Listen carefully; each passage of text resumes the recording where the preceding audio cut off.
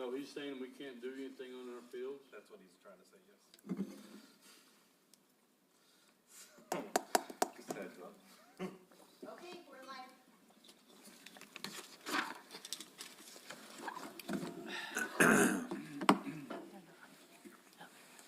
Thank you, everyone. Hope you had a good lunch. Now we will continue on with the Wingfield House and Stephanie Long. Good You afternoon. got to turn Good your afternoon. microphone on? It is Okay. on. It's green. Starting with our organizational chart, I actually have one this year. Before it was just a box, so I got to add another box. So thank you guys for that. We had Jolie Trujillo start as our education coordinator about a week before I left for several months. So she held down the fort for a while, and now we're getting a chance to kind of sit and brainstorm and come up with ideas. So we're a few months behind on what we were going to be doing for that. So Do you still have a chamber? yes, she's part-time during the hours that we're open. So Okay. yeah, Jamie Baker. Jamie Baker. Jamie Baker. Wife of Lee Baker, who you talked to yesterday. For my tactical plan, I had originally written it up with the goals from the village comprehensive plan, so there's some kind of formal text in the goals area. And then my strategic plan items are the goals that came from the strategic plan that we wrote specifically for the museum at the beginning of 2024. So that strategic plan was designed to kind of get us open and operating and get the museum up on its feet. And I've hit most of those goals, so this is kind of what's left on that strategic plan. So hopefully during this year, we'll be able to get a new one up and running and move us into the next 5 years or so.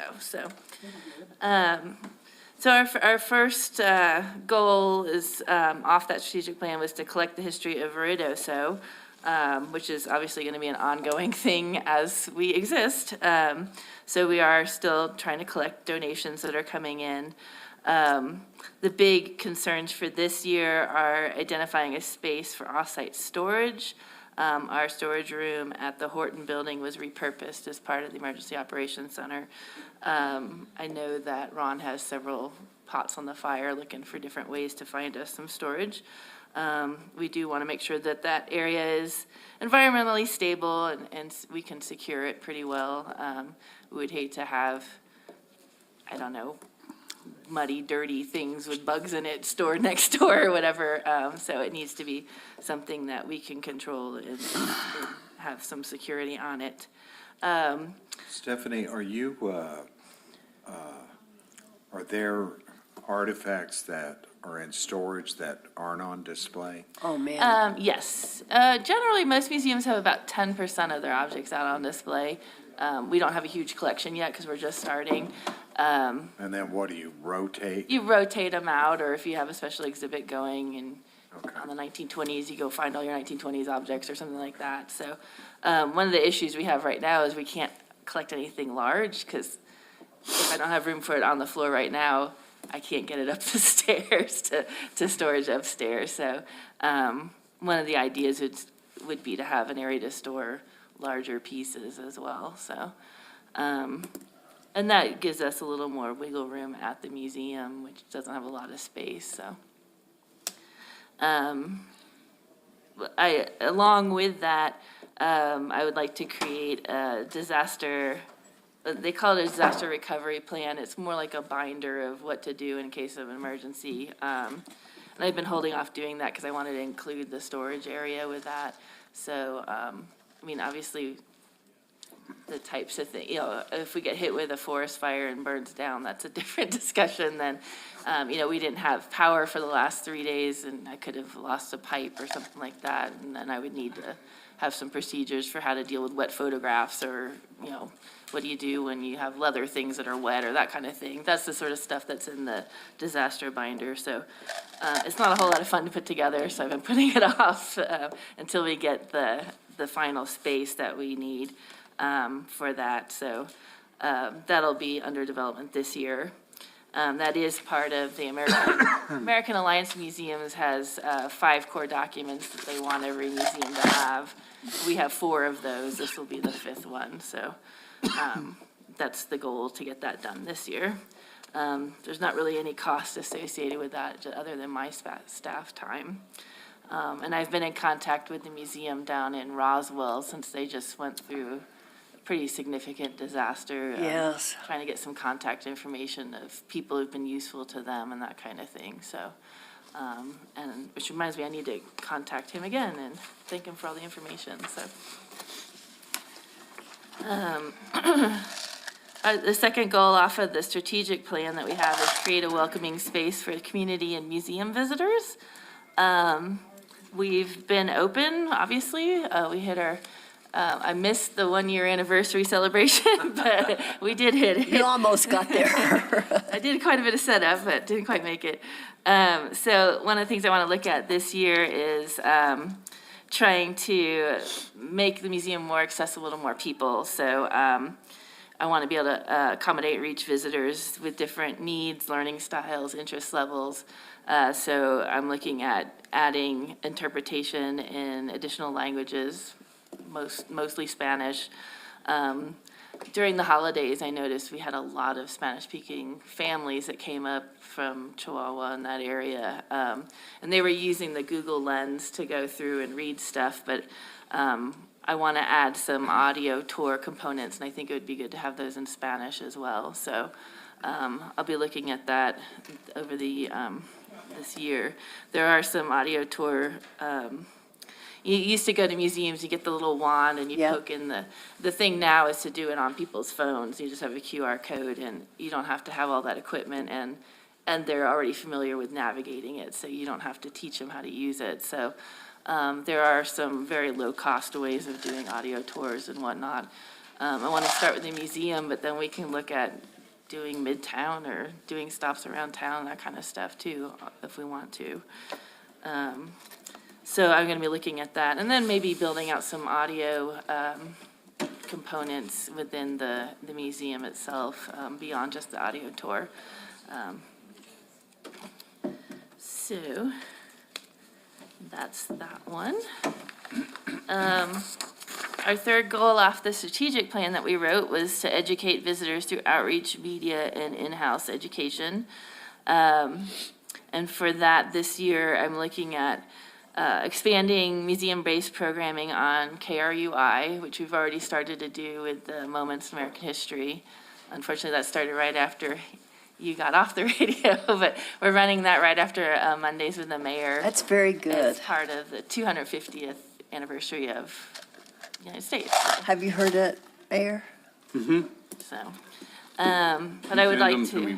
Huh? Greg sends them to me. Oh, that's right, yes, you get copied on those. I want to probably expand a little bit on the Ruidoso Rewind, maybe add once a month, add an interview with somebody or that kind of content beyond just me going kiki for 5 to 10 minutes. We did win an award for me going kiki. Yes. I am now excellent at doing that on a national level. So I do want to develop more, expand our content online and digital educational offerings with social media, maybe get some more stuff up on our website. So if somebody's looking online for History of Ruidoso, we have some content to offer them that way. We just launched the online portal into our collections database, so you can actually get on there and search through some of the stuff that we've digitized and collected. So we'll be leveraging that as well. We do want to increase involvement with some partners in the area. Our educator was able to get into the elementary school, did a program for all the second grade students. So we're hoping to expand that program and just seeing how can we help, what can we do. Outreach is really key for us because we don't have a whole lot of space on site to do large events. So kind of ongoing business as usual will be offering more and more family programs and whatnot at the museum, but we do want to concentrate on outreach this year. And then last year, we did create a pop-up exhibit for Xterra. So we have that now. It's a banner exhibit. So I'm going to be looking at different opportunities so that we can get that out in the community of different things. So we had an Aspen Fest as well. So I think that's a format we can use. I'm signed up for an event over in Cloudcroft this summer. So we'll see where we can go. Stephanie, you might think about speaking to the school board, Okay. letting them know, Yeah. what you've got. Maybe Okay. that'll open some doors as Yeah. far as. We've been going through like the curriculum coordinators and that sort of thing, Yeah. but yeah, we could go up a little higher too. So. And then the last goal off of our strategic plan was to work towards making the museum more self-sustainable through fundraising. Up till now, I haven't felt like I had the capacity to really do a big grant program or anything like that, just because who was going to run it? Me. So now that I have some extra help, I'm going to be looking at maybe getting some grants for different programs or exhibit components, that sort of thing. Right now, I'm at the I need to go identify what that would be stage. So What's this board, are you guys a 501c3? Okay, so the board that the mayor, our cultural and natural history is with the Village of Ruidoso, but then we formed a 501c3 for Friends of the Wingfield. And that's how we were able to get the $10,000 grant from PMI. Actually, we have raised $25,000. And so- 20 of that is going to go, we're putting it back into the community foundation to make money for us. So those donations are tax deductible? Yeah, we've received $1,000 from the community foundation for their grants that they give out. And Rotary also gave us, Elizabeth and Bill and I went to Rotary and they gave us money. So it's and we also gotten some private money as well, yeah, private money. individuals. So I think it's been a very good year. We don't have a lot of friends yet, but the ones we have are working.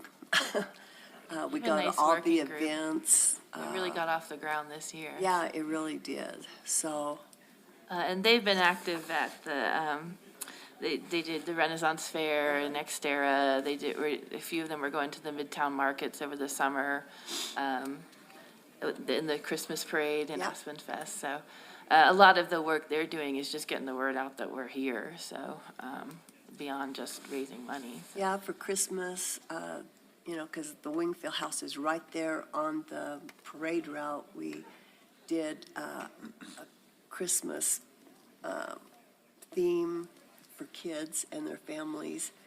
And then for the parade, we had hot chocolate, and it was a big success.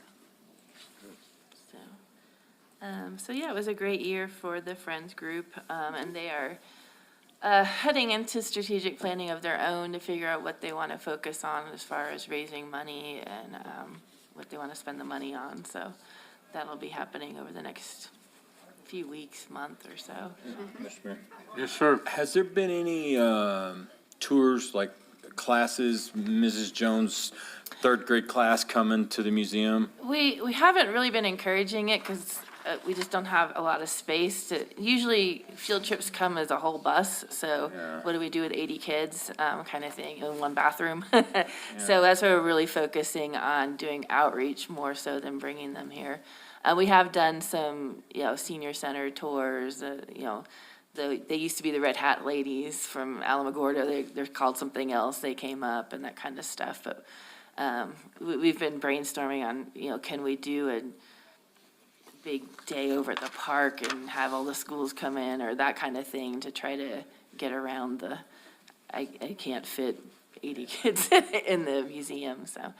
And that's one of the things that the Friends Group is looking at, is maybe building out an education center so we can split them up, have half in the museum, half of them doing another activity somewhere else, and be able to do programs without having to shove exhibit cases out of the way and that kind of stuff, so.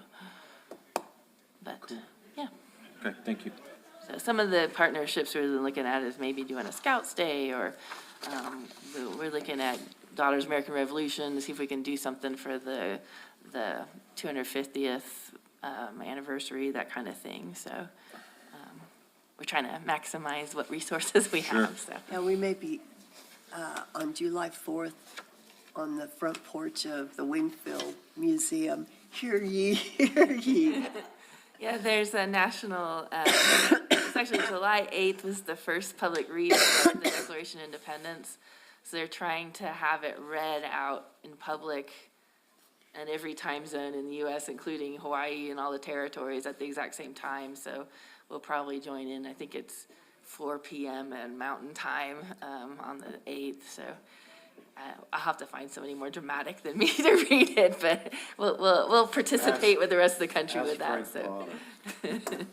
Jump on it. I think that's it we have for the 4 goals. Do you guys have any other questions, or? Appreciate your hard work. So what's visitation been like? I added it all up together with the outreach we've done. We did about 7,000 people last year, which I think is something we can greatly improve upon. So, Okay.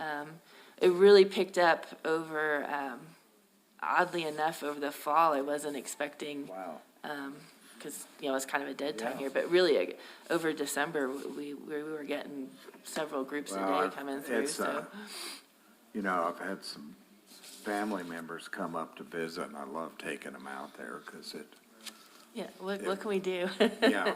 So what can we do if it's snowing and yucky? We can go inside. and Well, go- no, but it gives Yeah. them an appreciation of what the town is. Yeah.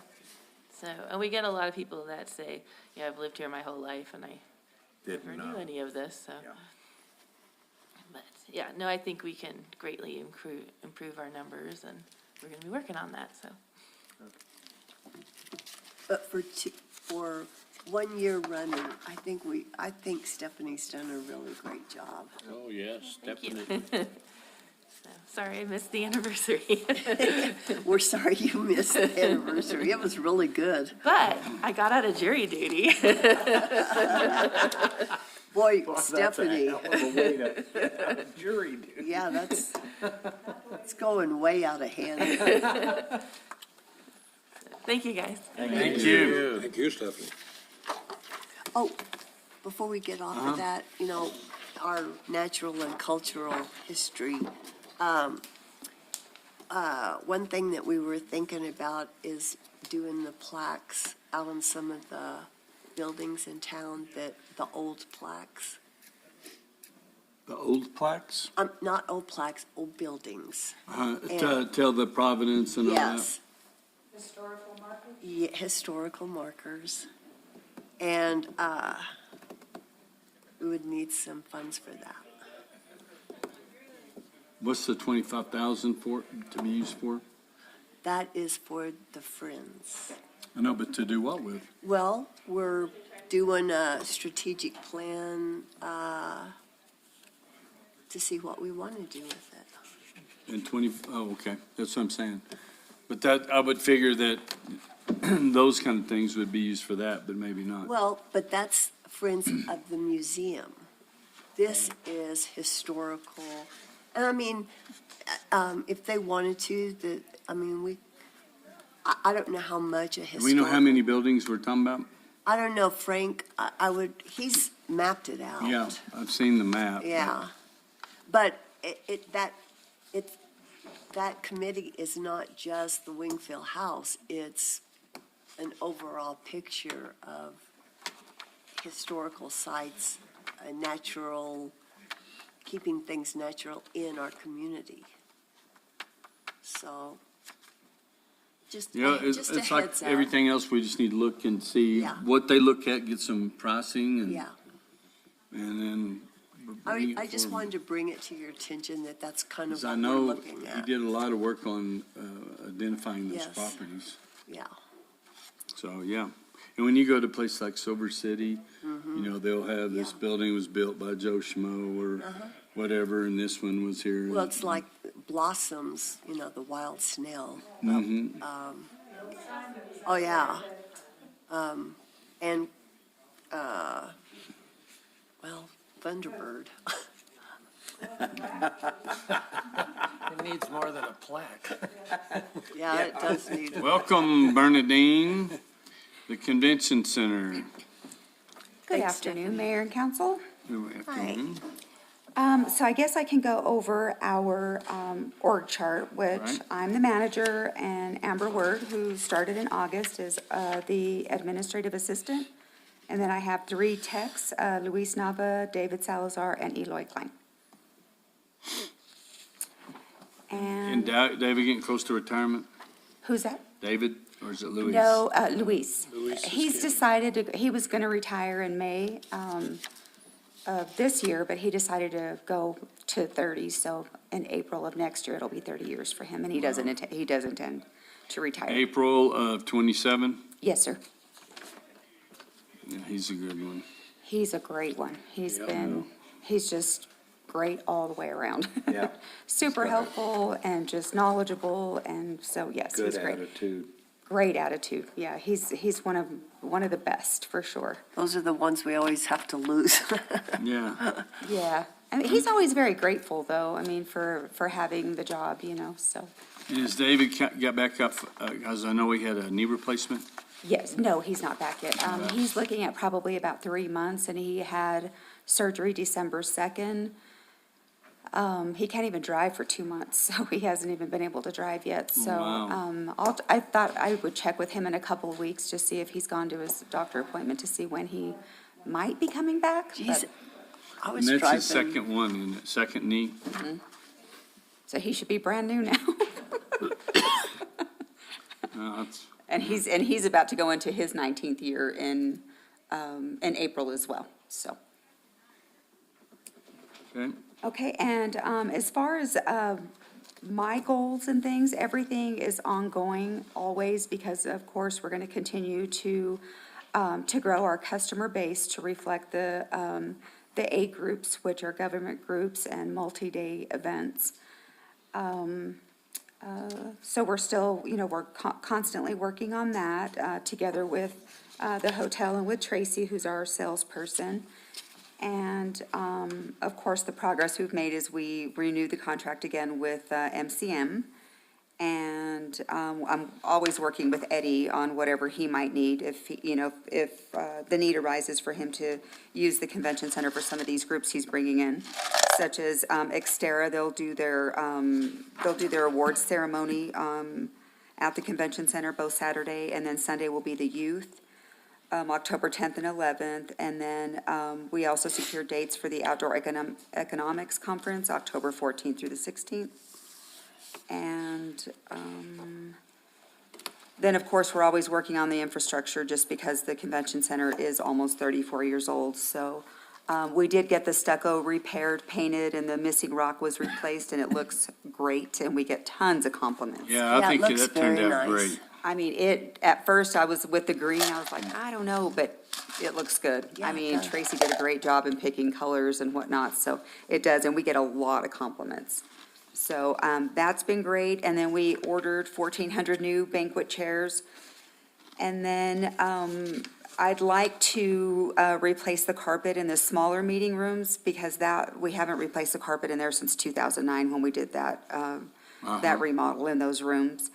And then we are going to need to replace the plumbing in the men's and women's restroom. I've been talking to Herrera Plumbing because we've had issues, and he just said that, you know, it's original and it's cast iron, it's corroded, it's bad. So we really need to look into doing that. He's going to have to break concrete and whatnot to get to it, and then replace it all with PVC pipe. So that's going to be quite a big thing, but I'd rather get it done before, as he says, it collapses. So, So when I was thinking of the bathrooms, didn't we do something? Yep. Yeah, we Since did. I've been here, but that was just maybe like the facade going in and out of them?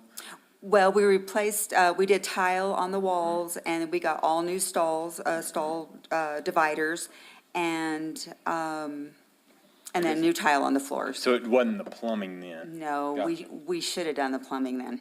Shoulda, coulda, woulda. Yes, true. Do we have to go out for RFP for the plumber?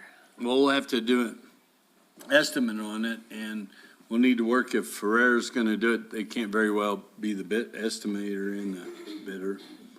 Depends on what it's gonna cost. Yeah, okay. And I would didn't know how that- imagine both bathrooms, did he give you a diagram of, do we have a schematic on that, where the plumbing runs? I'm sure we do. I'd have to just look through all the things that I have at the convention center. He said he'd come look at it. He said it's gonna be quite a project.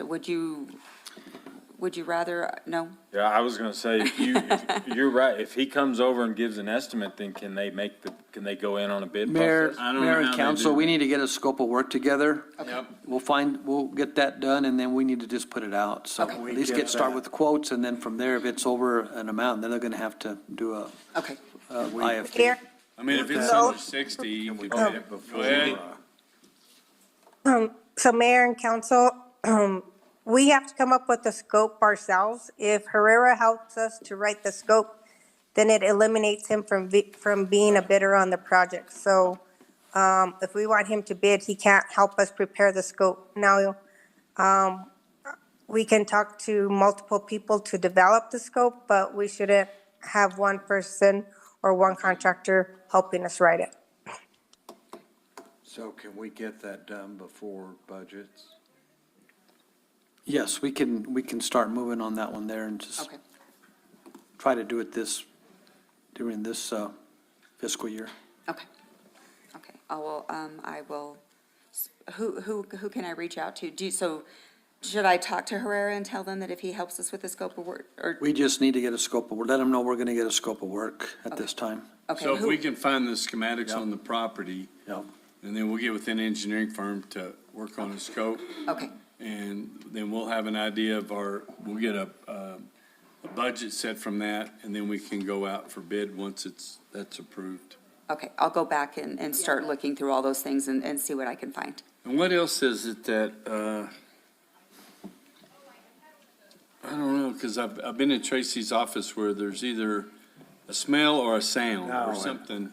I've noticed a smell in the men's room. Well, and it's coming from the drains, and that's what Ruben said the last time. He said, the more it gets corroded, the smaller it gets, he said, and there's like really no water going through it, so it's bad. I'm constantly in the women's, I'm constantly having to pour water down the drains because sometimes it's terrible. Yeah. But this last time that I talked to him, he said, until you get all that done, it's, nothing that we do is gonna be able, we probably can't even get a camera down it at this point, so. So Bernadine, in addition to that, and I don't know if it was just a fluke, but that last night of the comp plan, the AV wasn't working. Well, and what happened, and I was Oh, telling yeah, Rod. the wrong microphones, wasn't it? No, what happened is that okay, so when they first started speaking into the microphone, it wasn't loud. So then they went up and started turning up all the things all the volume on the mixer. And then Eloy went to the back and was gonna mess with the volume there, and one of the other guys went back there, and instead of pressing the volume up and down, there's a button that you press, one's for music and one's for the microphones, and he pressed that, and it completely turned it off. Oh, So he said after everybody left, he said he went back there and was like, oh, that's why. what it was. Oh, okay. Yes, because I asked Luis about it because I was on the phone with him, and he came in the next morning, he's like, no, everything's perfect, like it works perfect. I'm like, but it didn't work perfect last night, it was I was terrible. texting Bernadine, I said, we need to get somebody over here tomorrow, get that AV system, but it's a new system. I mean, we only had it a few Yeah. years since COVID. Nope, it was perfect, and we have brand new microphones and everything, and that's what it was. It's one of those guys from Able City went back there, and instead of pressing the volume, he pressed the one button that completely turned off the microphones. So now we all know that- There you go. to Live check and that learn. first. How's the internet out there? Good.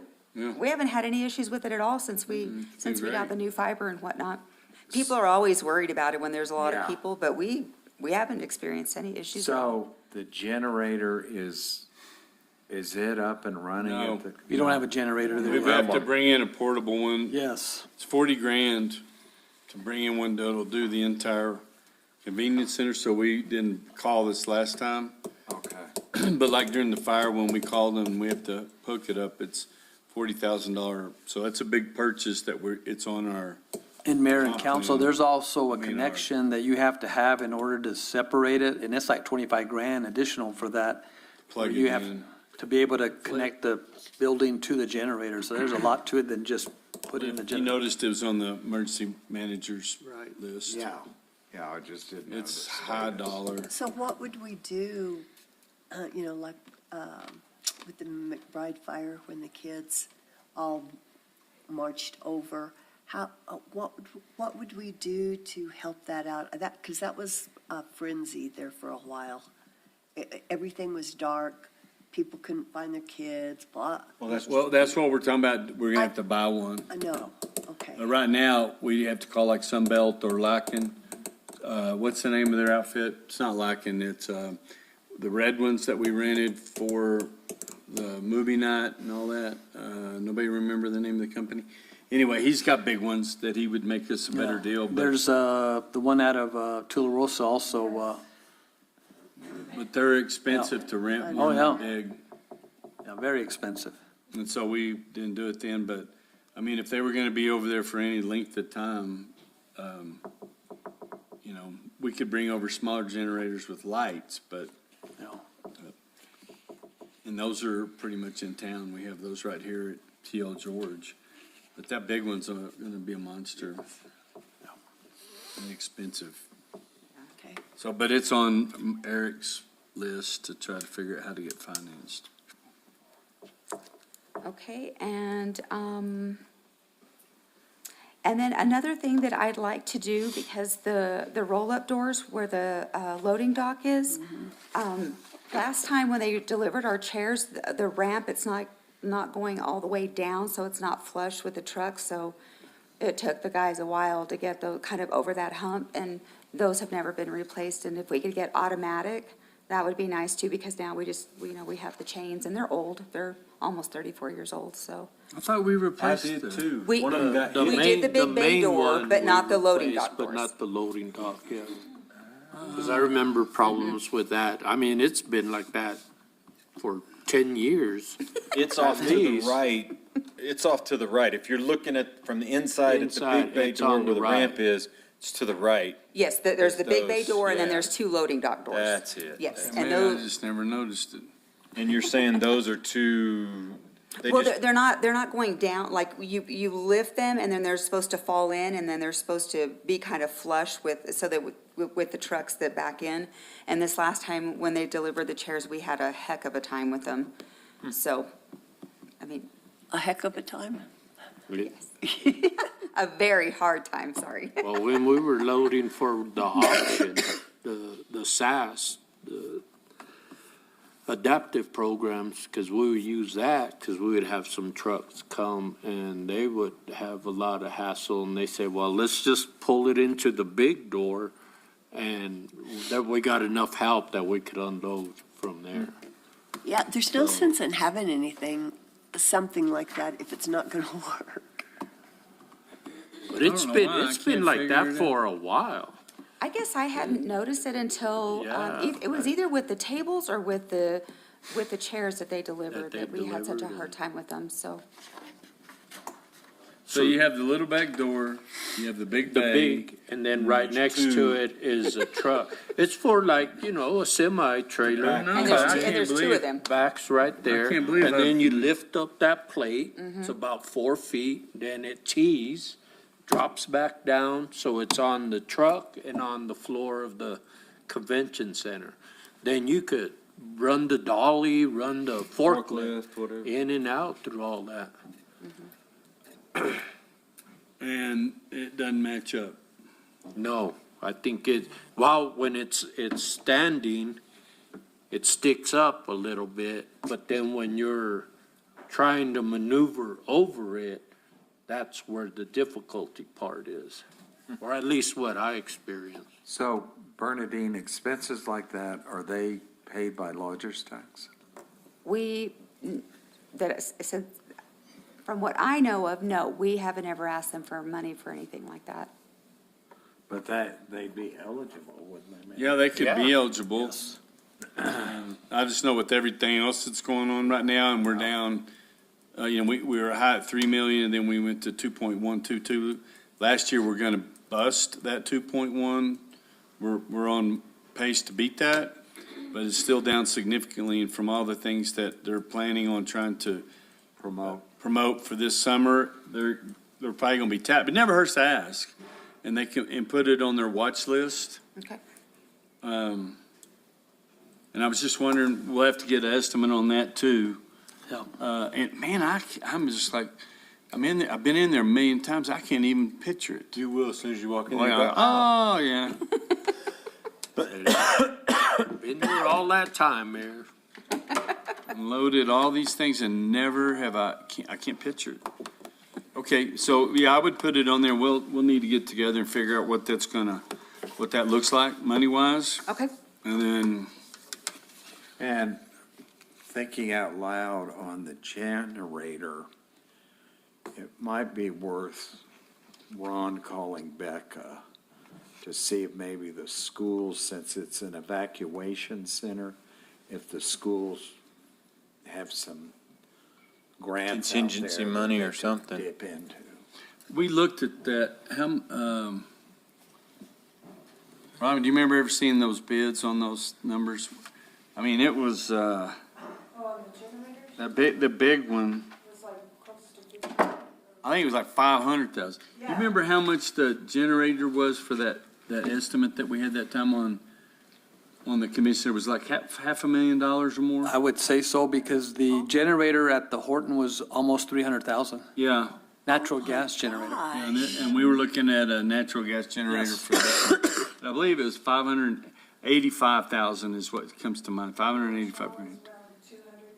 Oh, yes. Because what you do is you have different levels. Yeah. You could have those, that it's just gonna turn yeah. on this little bitty light and allow this room to work, okay, or no, I wanna go boop, and everybody thinks that the world's fine. Yeah. It's all good. Yeah. And we were looking at, just like when we had that set up as the EOC over there, that we needed everything operational. And if we were loaded and you had everything sold out and you're in the middle of a big convention and we lose power, what does that do? Do you refund their money? I mean, what happens?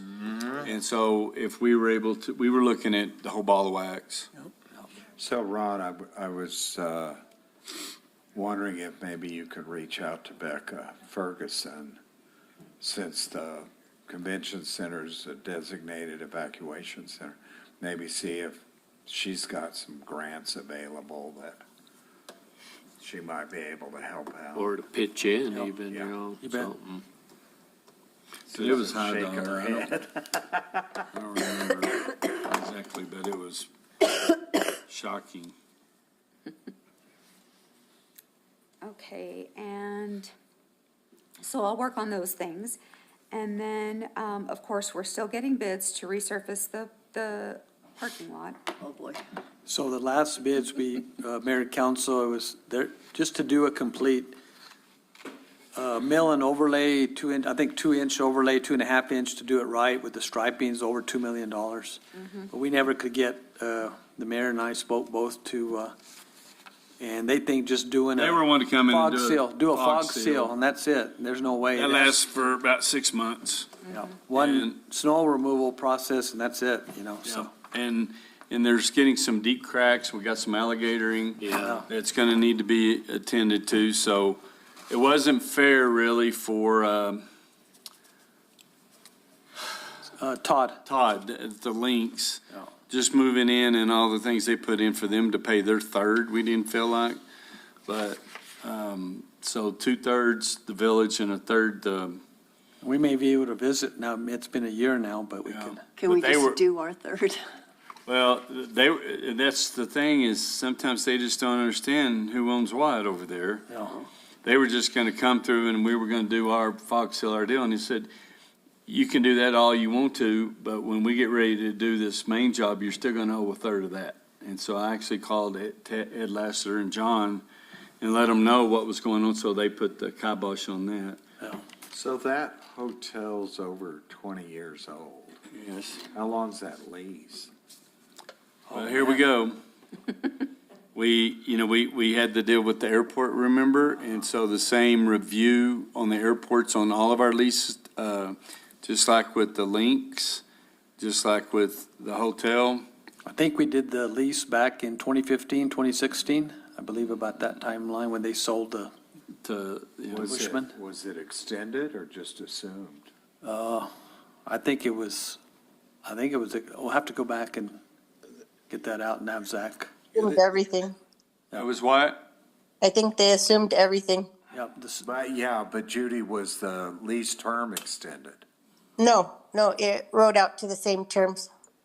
this was assigned, so. So what we've got to do is let them understand that reverts back Well, to the It village. might be worthwhile to dust that off. I don't know if it was a 25, 30, or 40-year lease, but Let me try to find it.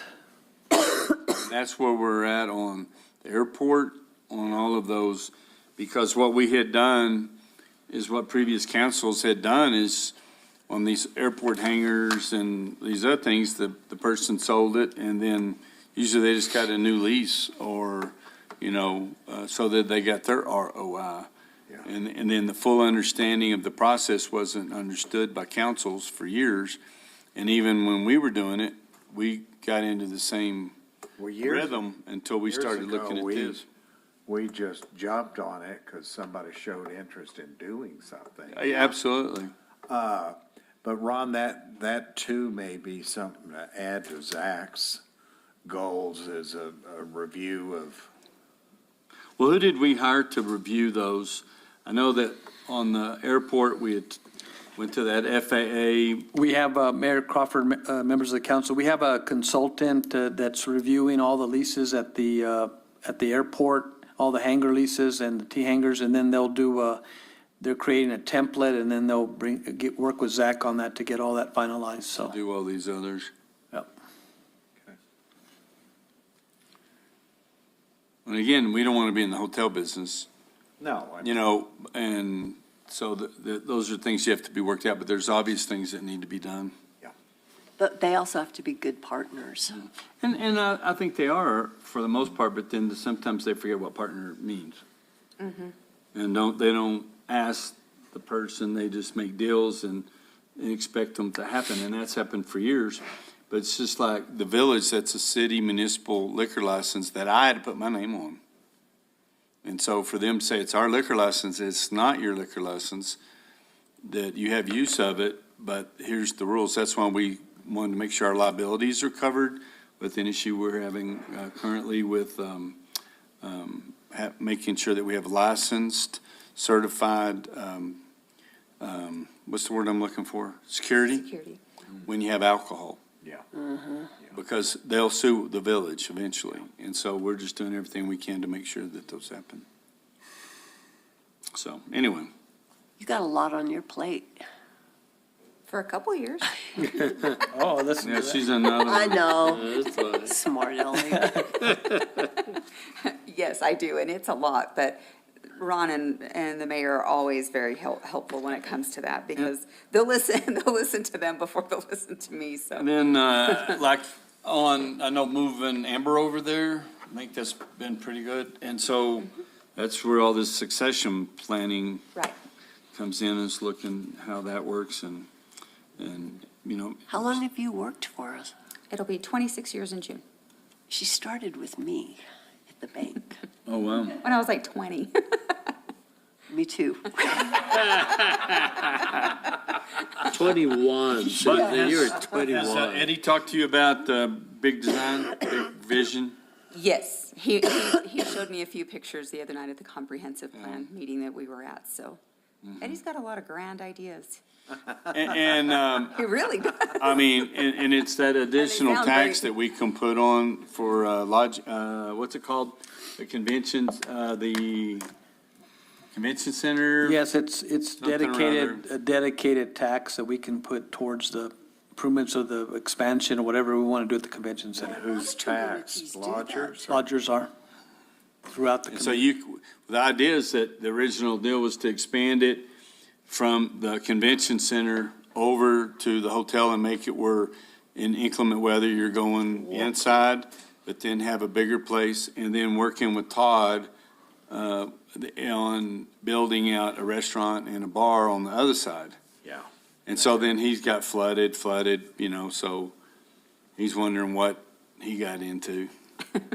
He's been very positive, though, the times I've talked to him. But those are things that we can really look at on this comprehensive plan, too. Eddie did put that in there. Yeah. And so a lot of them are real grandioso, but the basic premise is that you would have to increase the size of the hotel, or we have got to come up with a way to talk these hoteliers into getting vans or something to move their patrons around. But I understand it's expensive. The garage insurance has gotten so expensive. Like out at the Jockey Club, we have a Suburban, and to have people that drive it that even never had a ticket in all their years, still it's expensive. And so you can imagine that's one other liability they don't want. But there's some things that can be done. So we'll keep working on the, on the bids for the parking lot. So, Yeah, that'd be about time she's gone. let's see. And then, Michael and I had talked about, last year about, again, what you just mentioned, the convention center expansion and how to go about doing that. But we also, like you said, we have to work with the hotel on those things also. So that's gonna be ongoing for sure, is to do the expansion. And that's all I've got. Okay. Good job, Bernadine. Thank you. Thank you. I think even as people, we know some of the deficiencies and things, but I've never heard anybody say anything ugly other than just, wow, this is so cool. Oh, it's great." y'all got a great place. Yep. We get So, so many compliments and Yeah. it's so nice. I mean, Well, it's they just- love the furniture, the feel, the way y'all keep the entry. And so is Parks and Rec still come over and help y'all when you have big deals? Weren't we doing that for a while?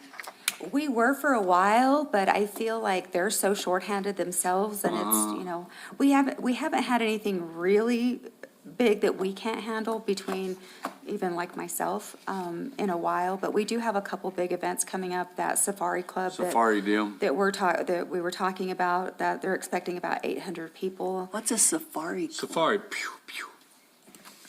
big game hunters. Yeah, big game hunters, yes.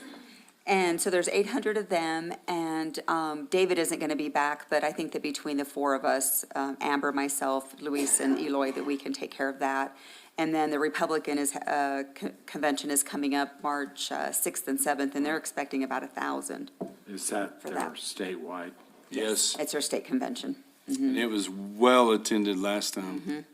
They're expecting about 1,000 people. We're trying to work with them on layouts on how we can best utilize the space and things like that, so. Those big game hunters are gonna love seeing our elk. Maybe they will. They can take care of it. We could paint the horses like a zebra. That's hilarious. So, but if I feel like if we do need the help, I'll definitely reach out to Matt and see if he could spare a couple guys. It's hard for them to come in and know how to do a setup, but they could definitely help break down cleanup and things like that, which we may need their help for, also for Xterra, because they're expecting about 1,000 people as well, the first night. And then for the youth, I think they're expecting between 400 and 500 people on that Sunday, so. What is that event? Is that their award ceremony? Dinner and then youth events. Yes. Okay. And So, go ahead. the chairs, I know we were talking about those, something about getting rid of the old ones. Have you got the new ones in? Yes. Yep. And so now you're waiting to find a place to store the old ones. I rented some Connex containers to put those in, and we're going to do an auction. And I think that it's going to be on the March council meeting, and so we'll be able to hopefully get rid of those that way. Because Parks and Rec, they're also storing our old tables. Oh, yeah, there's a lot of tables. Is that gonna be by lot or by the individual? I think I want to do it by lot. I think by the individual, I think individually would just be way too much, so I haven't really gotten that far. Like maybe in lots of like 50 or the chairs like 100 or something like that, so. So if anybody's looking for a chair, So, is the roof for no leaking? Yeah. no, finally, you better. yes. What did you- Finally, the roof. So by the entryway, yeah. we're not having any issues there? Excellent. No. I had a leak in my office that they couldn't figure out, and they finally came and sealed it again. We've had to call them back quite a few times, honestly. But Levi's great. He always reaches out to them, and they come over right And away. the septic, the grease trap out back, I know that No, that's been okay too. Elegante's been taking care of that, but I think we had a crushed pipe or something, and they got in there and fixed all that, so you don't have that big nasty smell in the kitchen anymore? Nope, all of that's been good, but we're the ones who take care of the grease trap, so. Oh, I thought they were paying for all that. We honestly, we pay for everything, all maintenance, all. Well, I know they have cleaning crews come over, because Yes. I went over there was a big cat fight with, what's that girly girl's name? Oh, Elliot Taylor, that he was in there all upset about, and went over there, and it just been cleaned. Steve and them just spent $600 on it. He was throwing a fit, and so I went over there, and it's like, it's just older equipment, but he just is a prima donna on that stuff, so. Yeah, there's Well, a, is that like a warming kitchen? It's not a. You can cook at full scratch. It's got fryer, deep Oh, fryer. it does? I didn't. It's got oh, it's a ovens. full commercial kitchen. It's got Okay, I thought- stackable electrics that are top-notch convection ovens. It's got warming proofing cabinets. It's got a walk-in refrigerator, reach-in freezer, reach-in refrigerator. I mean, a commercial dishwasher. It's got about a 250-gallon RO? Yes, and I want to look at replacing that because we've been having some issues with that as well, so. And an I'll ice put that in machine. budget. It's got it, Van Hood, I mean, got it's everything. nice. Big commercial coffee makers. It's top-notch, and that's the issue that they were competing with. This is another thing, because the rules have been, you have to have a catering license and bricks and mortar business to be in there. But what we've had lately, and this is where the Elegante's permitted it, is you have somebody that may have a little trailer, and so they come in there and use that as the whole kitchen. And they're cooking for a lot of different things when they have an event, and then they don't clean it up very good. And so it's, there's things over there that they've been allowing that I've tried to have discussions with them, and we think we're understood, and then it goes right back to normal. So that's one of the things we're talking to ownership about hopefully upgrading some of the rooms and getting rid of those big hot tubs. Yep. And, water conservation and all with our water conservation plan and those kind of things. So that place has been a moneymaker. I mean, they've done very well, even It though. has been, but it's a little frayed around the edges. It is, it's been, worked hard. Yeah. So, anyway, and they're all great people, don't get me wrong. It's just when you got a good thing, you don't want to change it, All right, thank Okay, you. thank you. I was gonna ask, years ago, the fire department used to help come in at times to help set up and stuff. What was the issue with that? It's in their nap time. Oh, yeah? Well, It was interfering with their naps. Spoken like a retired police chief. I remember There was a, You didn't have a gym in front of your place? It was an overtime issue or extra duty. I forgot what it was, because Parks and Not Rec did on my that. Or job. street department employees did that also for special events. They would come, set up, tear down, and something happened that, not my job or something. That came from the state saying you can't, That sounds like. add extra duties without paying them the rate that they're getting paid. Would So be less, maybe. if it's overtime and they have it at the firefighter or overtime, then it's that much more.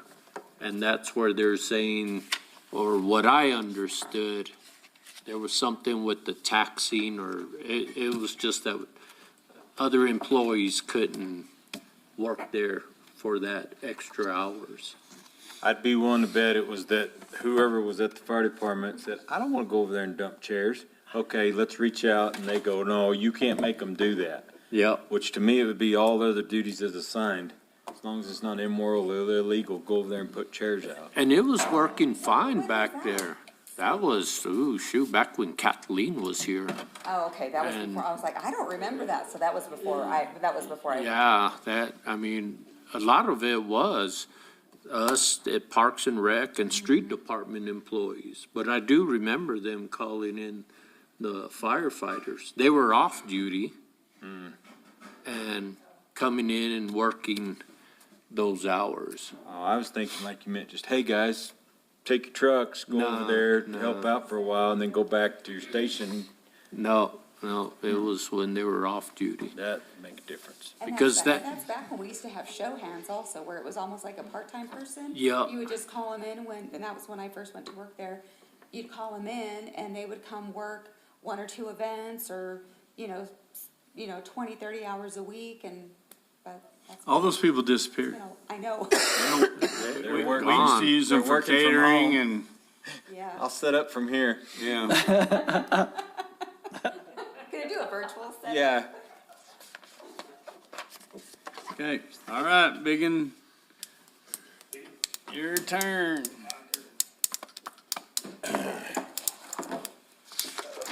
Good afternoon, Mayor and Rick. Council. Good afternoon. Our audience has shrunk. This chair slid forward, there we go. Can you give us a disclaimer that, Oh, yeah, Opinions expressed here by. yeah, by the yoo-hoo on the mic. Yeah. First thing on my, the tactical plan, I really want to kind of, with the disasters we've had, and even this past weekend, we didn't have power at the station. We were able to get a generator at the station. One of the main things I'd like to do is eliminate a site really for issues. So if we were to get the capability to broadcast actual from the tower site, that would make it so in a disaster, we just have to, go up there, have a mic. I'd like to have a kind of a portable studio set up there, but have generator, eliminate the internet issues. You talking about one in the Downs? Yes, yeah. So it basically eliminate the studio, not eliminate the studio, we still have to have that, but have all of our equipment that actually broadcasts. Right now, all we have is a tower, is the actual transmitter, but all the programming is generated at the studio. So we would have to, in an emergency, have to have a generator at the tower, generator at the studio, and internet at both locations. Whereas if we had a studio, not a full studio, but, capability to have a couple of mics, separate in the transmitter building, it's a Connex. And there's a wall up. We would have to do a little bit of construction, but to have we have room in there to do a temporary studio with a couple of mics. So if we needed to, like the fire situation, full broadcast out of there, I could have the mayor come in or anybody from the council come in and do an interview. We would eliminate all of the issues of the internet and the other power situation. So that's one thing. I don't know generator broadcast- size.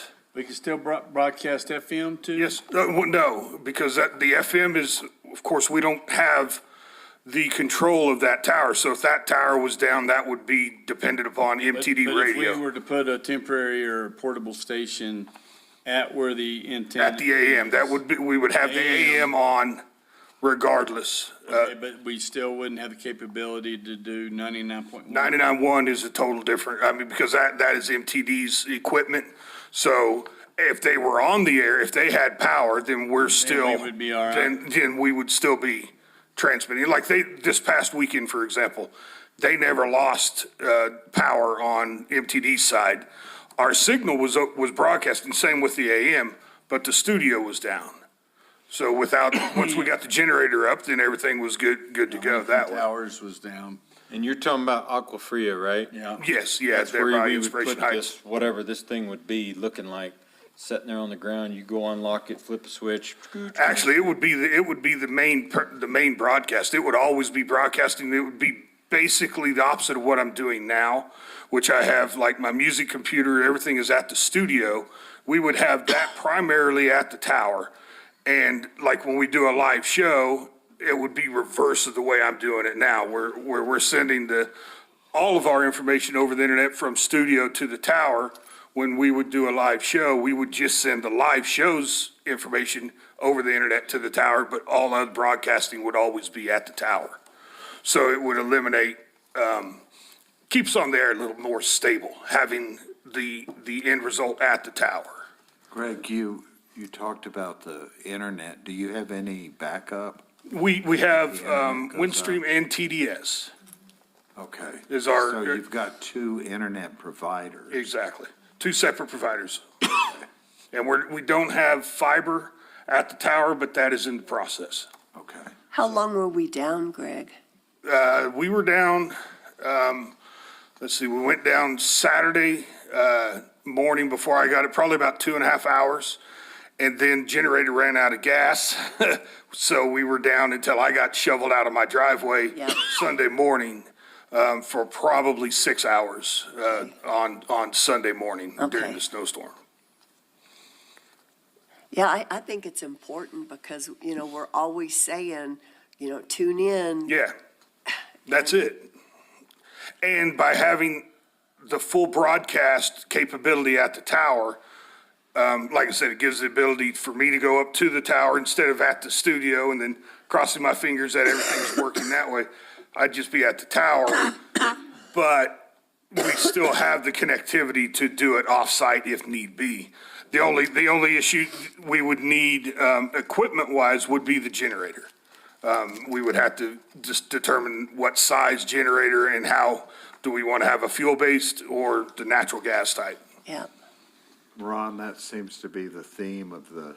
Yeah, I was noticing that was Generators. Generators, Right. yes. By doing this, I think I'm eliminating one, because I wouldn't need one at the studio, because, I mean, that would be an emergency, so just have the tower going. In a bucket on the. Is that a steep? It is, and that's on this list. Right now, there's no vehicle for me personally. If in an emergency, I call Andrew. He comes, picks me up, and we drive to the tower. I say emergency, but if the tower goes down or I got to go do basic maintenance on it, I need a vehicle. You want a Can-Am side by side? Yes, I was looking for the Polaris. Escalade. I was gonna say the Cadillac's what he wants. Come Yeah, on. exactly. Come on now. We had Or at least a Raptor. the KRUI wagon. Eddie too much. No, but it would also benefit Stephanie at the museum as well. If we had any vehicle, we don't have a vehicle on site for either one of those. If she needed to utilize it to pick up, donations or anything like that, she doesn't have a vehicle. My main concern is four-wheel drive, because I don't know how many people, Ron's been up to the tower. Man, You gotta have four-wheel drive to get up there. I mean, it's not straight uphill, but it's pretty close. Well, him and I at 3 a.m. when the fire And night. that's another situation. If I would have had the vehicle at that time, because during the fire, Yeah. I didn't know I was using on my cell phone this whole time. Nobody else. I was on my internet. I never lost it at the studio. So I was there till the mayor called me at 1 a.m. and said, "What are you still doing there?" It's like, I sent him to Roswell I'm just at broadcasting. 3:30 is when I Yeah, sent you to 3:30, Roswell. we drove up, because all I needed to do was flip a switch to get the AM back on, and if I'd have had a vehicle, Do we could have have got an up there and extra- done it.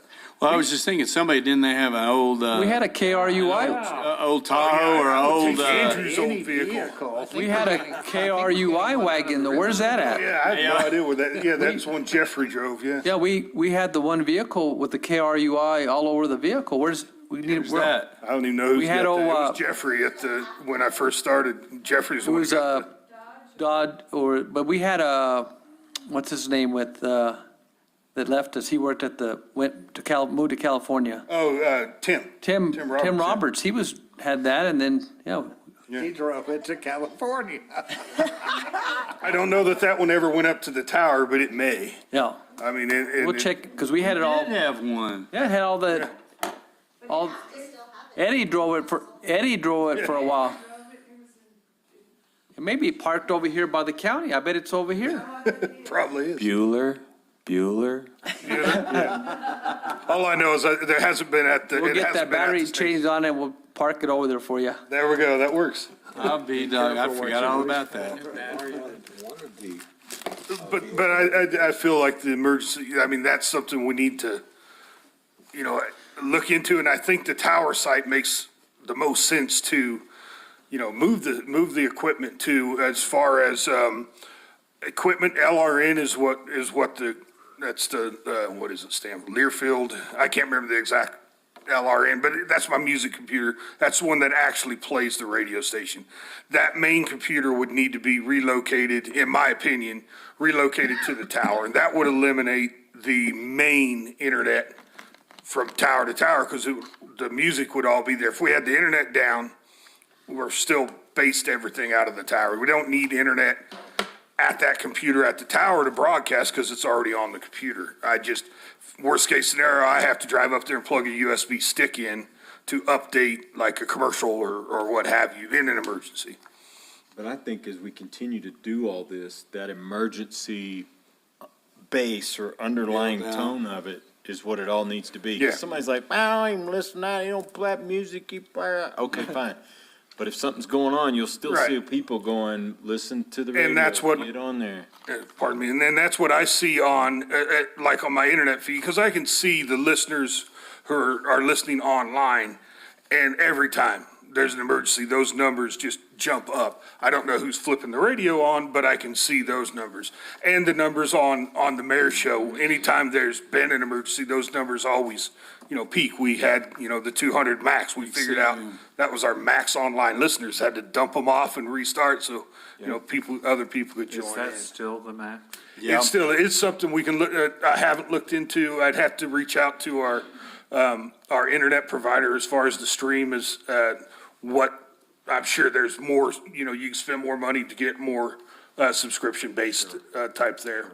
And that kind of would fall into, one other thing I wanted to, my next one was increased listenership, which, the podcast, everybody talks about podcasts.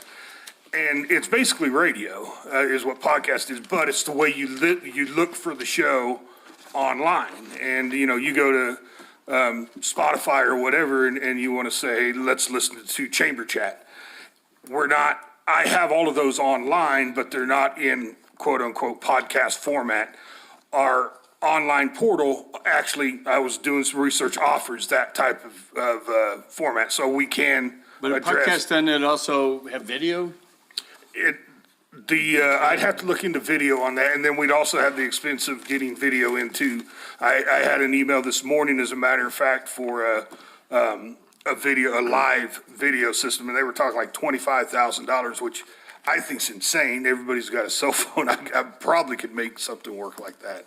But, What about that camera stuff that we have over at the library? I know it's a few years old, but The media center? yeah, I mean, yeah, why don't we never use that? No.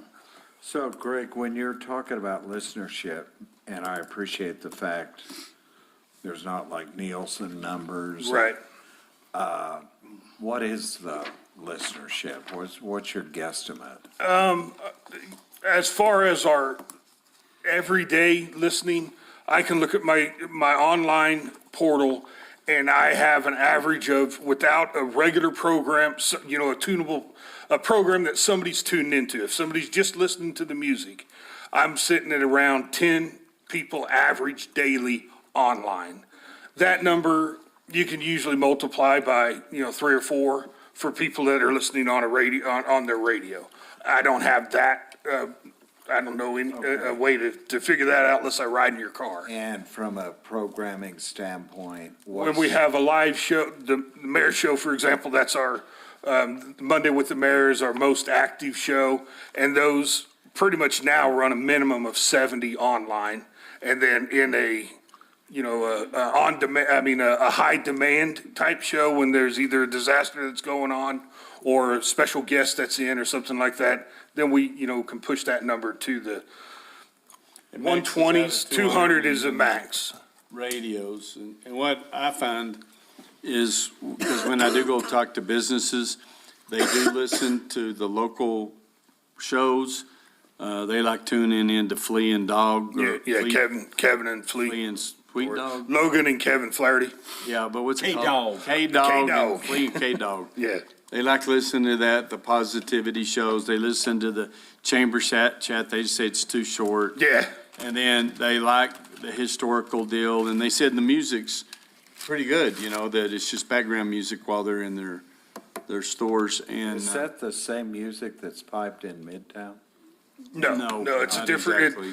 that one is, it's called iCloud, I believe, it's kind of a Pandora based, and that was chosen because of royalties. That system takes care of all the royalties on that. Now, I can put a PSA or whatever on that, and I can, if there's, didn't do it this past, season with the Under a Mountain Sky, but the previous year, we actually had a radio show, and I would put whatever artist was coming in that week, I would plug in like 3 times every several hours, I'd plug in a song from that artist. I had that type of ability where I can do that to promote, what's happening at Wingfield. So your goal refers to special events, and I talked to Ron about the candidate forum. You guys are gonna be able. Right, we're gonna be there to broadcast that live, the So you'll- chambers. Oh, wow. you'll Simulcast. Yes. Will you record that as well? I can set that up to have the recording of the audio and Okay. can post that online as well. Yeah, if you could let Deborah know that, and Yeah. so hopefully she Yeah, can. she's already promoting that it's going to be on KRUI. I've seen on the website and on her Facebook page. Oh, for the is she? chamber. I Yeah. hadn't seen that yet. Yeah, I noticed it last week. Okay. Yeah, and then, supposed to be recording her today. We're recording in the morning, for her show and of course we'll talk about it and promote it, on there.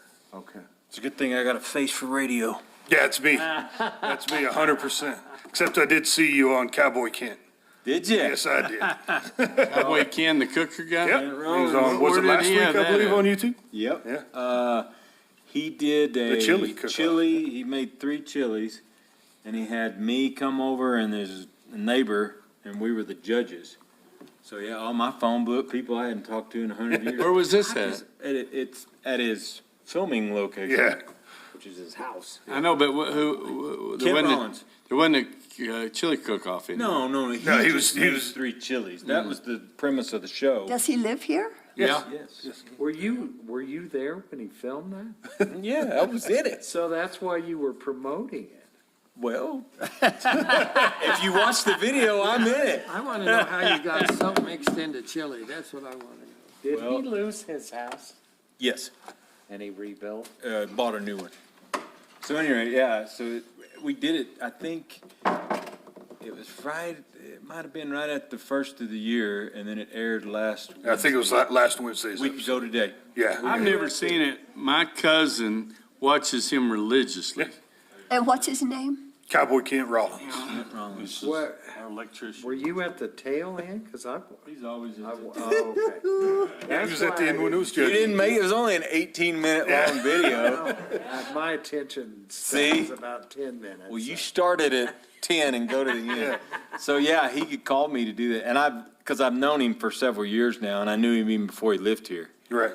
And we became friends, and then he hit me up and said, "Hey, you want to come over and be?" I was like, "Sure."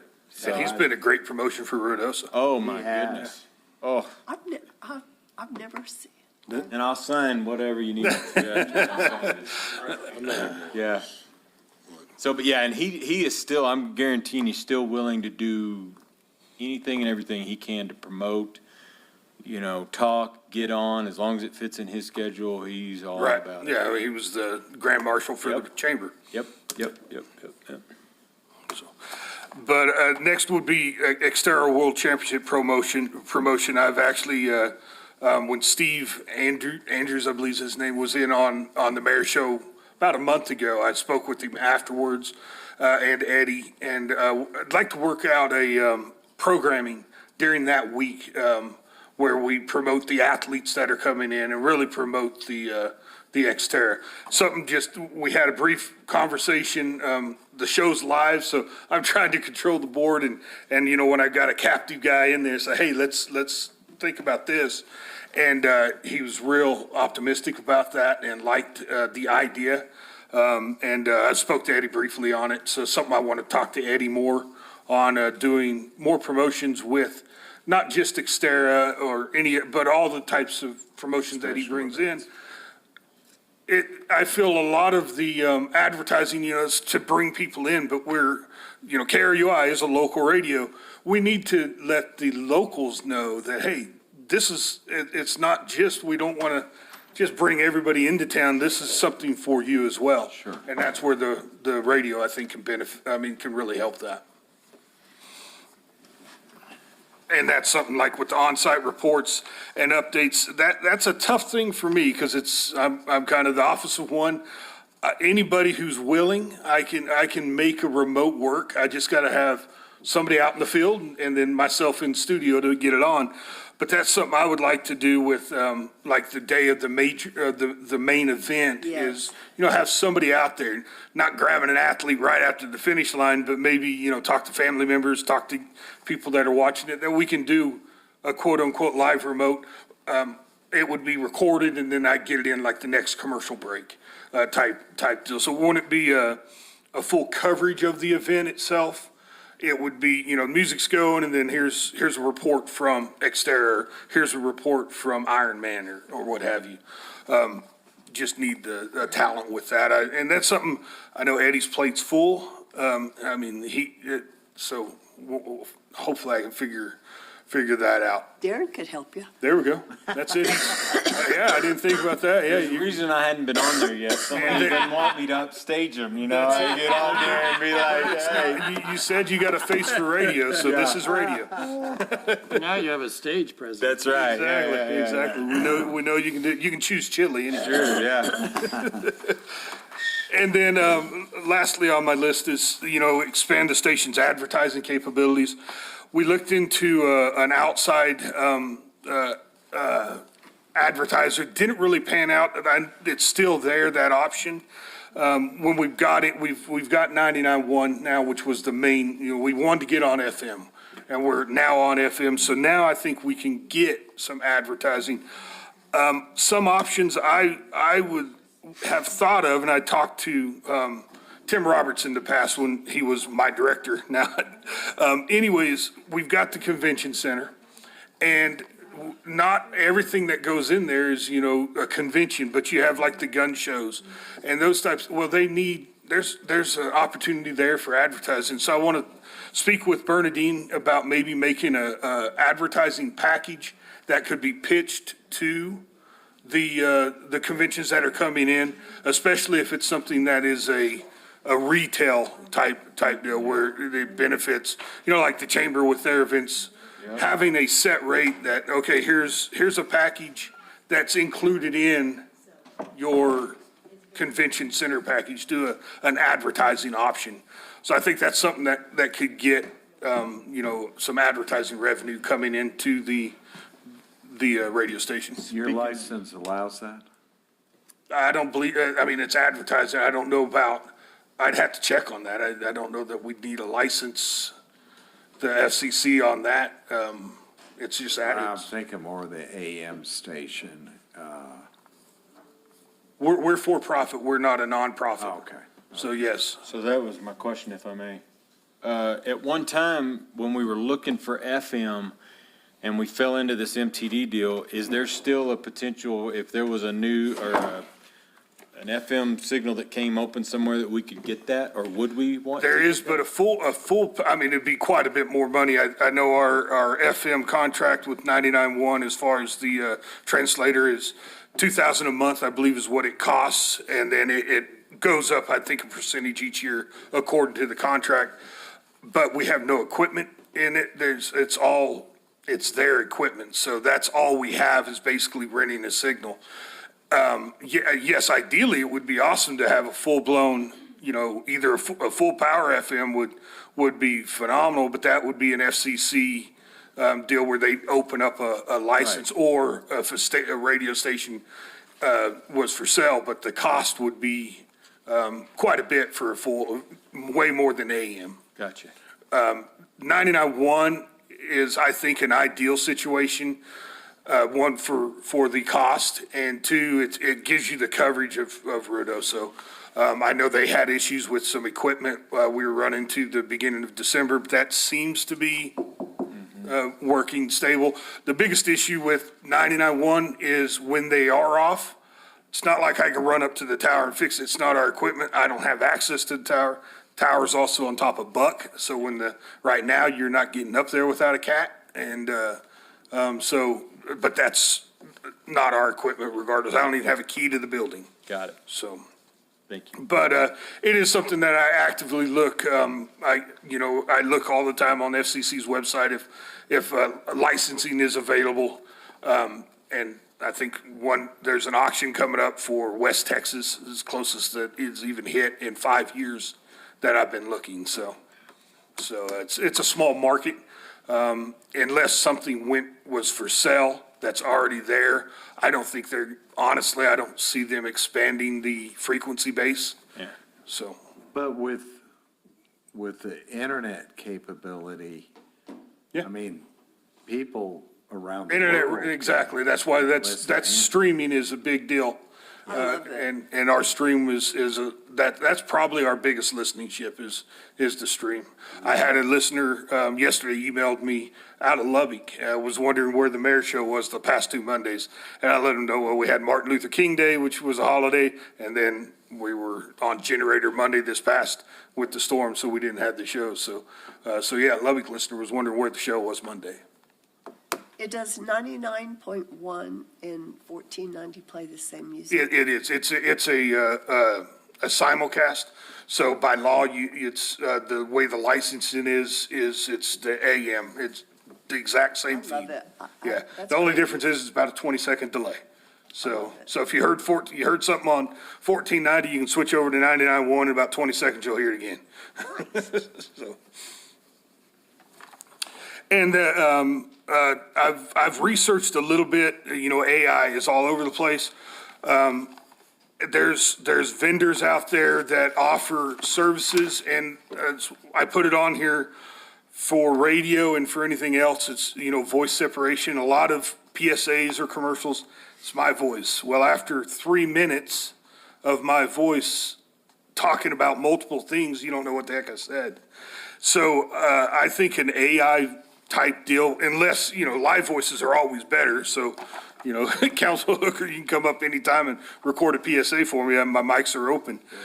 But having the AI stuff now, you don't even notice it. Matter of fact, our weather it's live meteorologists, but it's AI voiced. And I don't know that you guys, if you heard the weather, would know that it was an AI voiced weather. But other than Frank Potter on Fridays at noon, you can't AI Frank.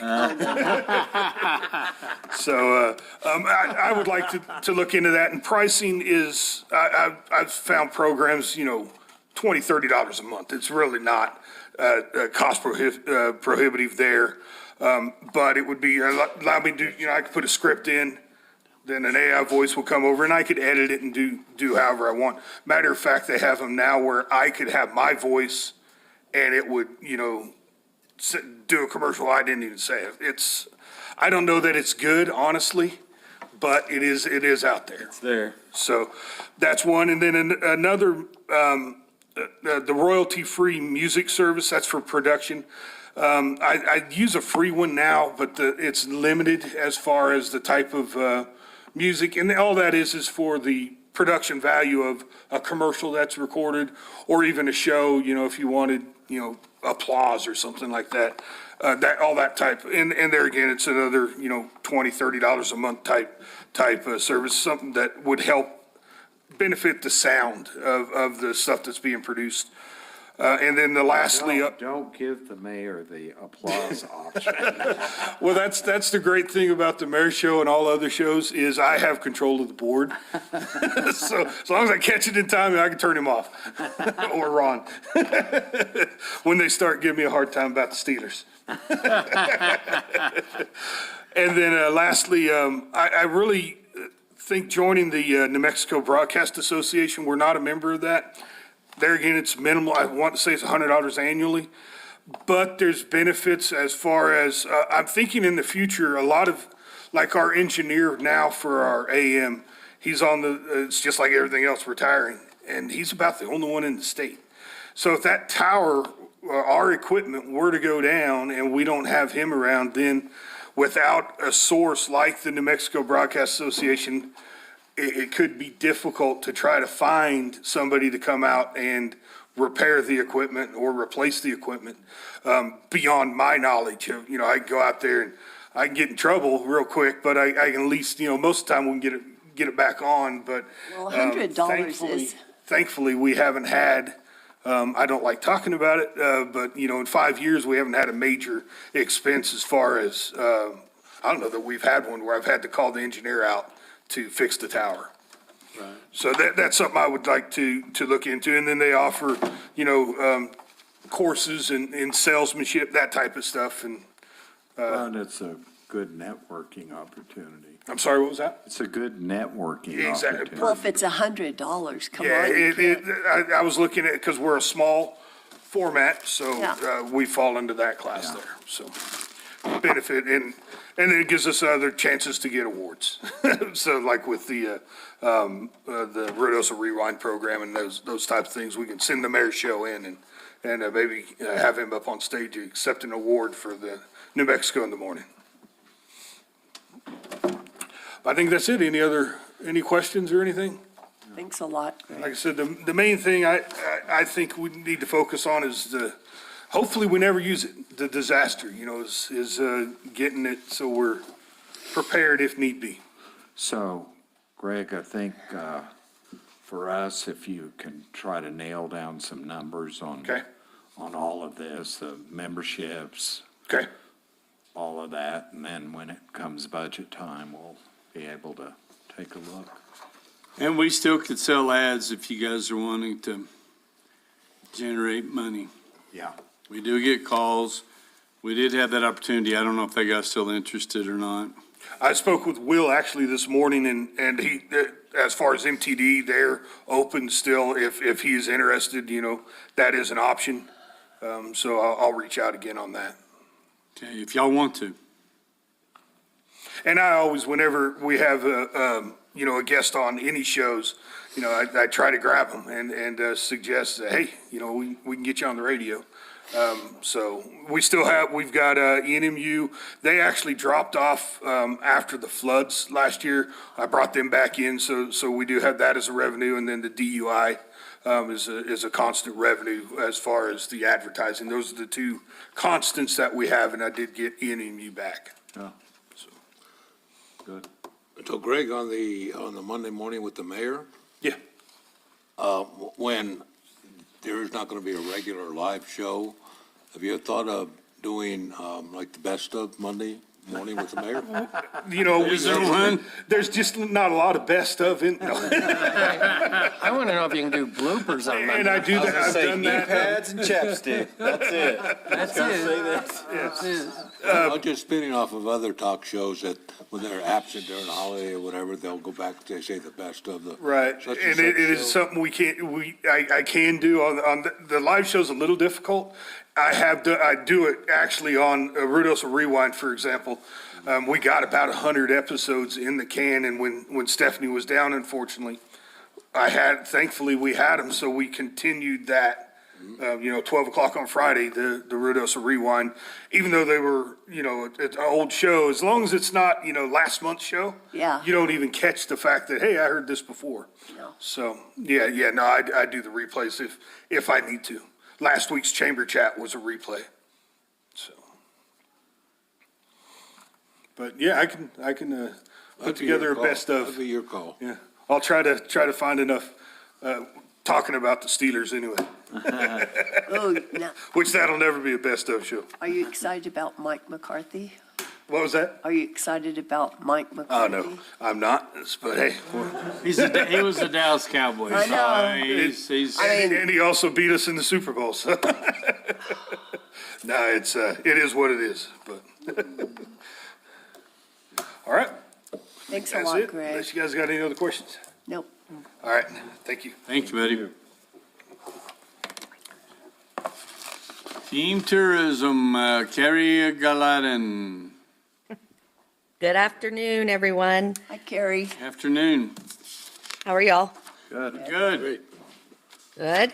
Okay, so with our tactical plan, as you know from the past few years, we have the same goals each year, and we can certainly add things as they come, but we have the same goals, and then we update our numbers and, you know, what we're trying to achieve with numbers. So our purpose statement stays the same, that we'll focus heavily on crafting the brand of Ruidoso to deliver a quality product that continues to grow and develop Ruidoso as a destination, as a place to live, and as a place to do business.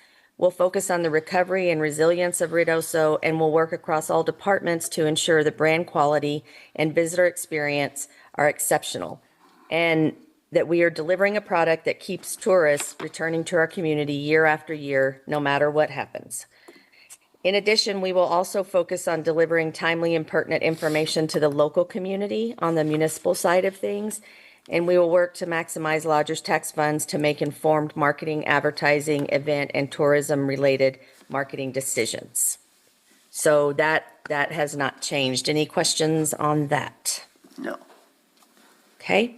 The first goal, determine the direct impact of lodgers tax and VOR funded events to our lodgers tax collection through strategic analysis.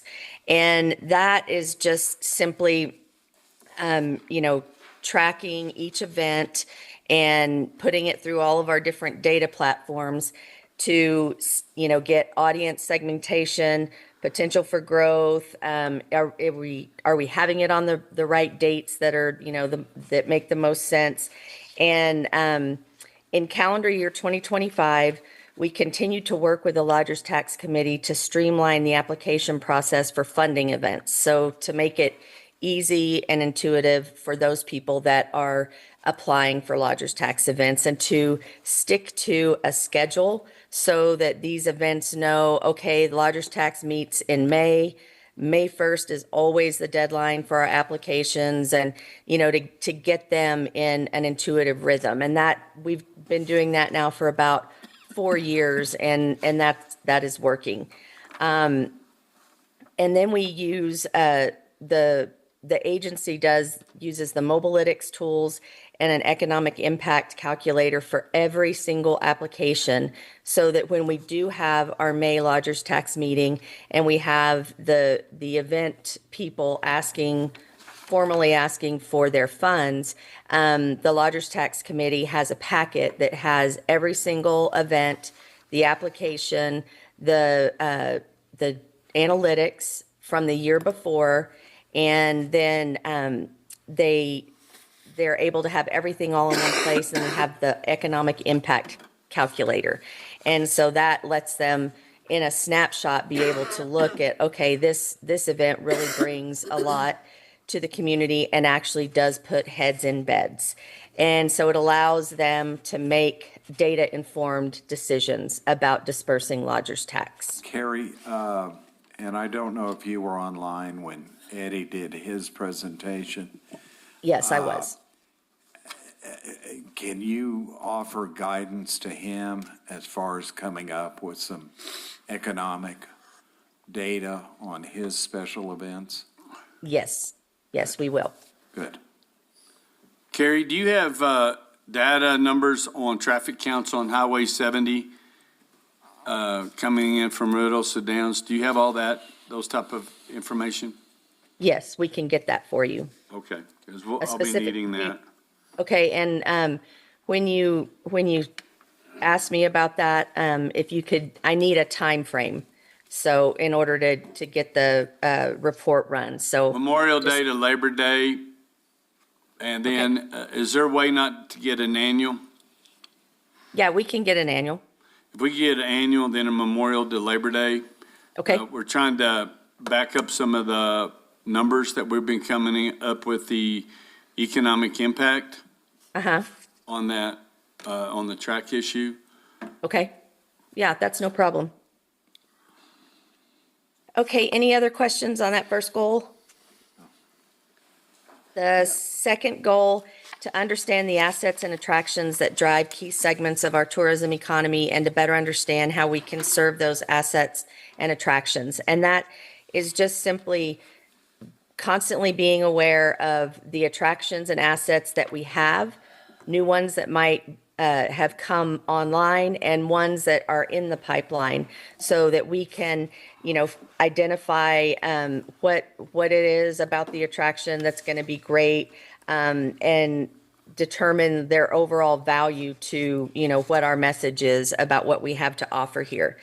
And we continue in doing that, we continue to engage in ongoing conversations with the assets and attractions, and we see our role as a central hub to help champion tourism and economic goals of the village through partnerships with these regional assets. So, we're in contact a lot with Smoky Bear Museum, with Fort Stanton and Lincoln, and Winter Park, and all of the things that are around, to make sure that we're marketing our assets and things that we have to do here in the region to the best of everyone's ability, and so that it benefits everybody involved.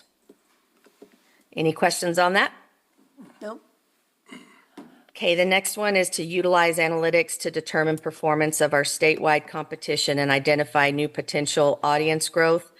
So that is just, we've identified, if you guys remember back to when we did the comprehensive marketing plan, we identified, I think it was like 26 other destinations that some of them were really a lot like-minded. Others were, we picked on other sides of the spectrum for that reason, so we could kind of see what smaller and larger cities are doing.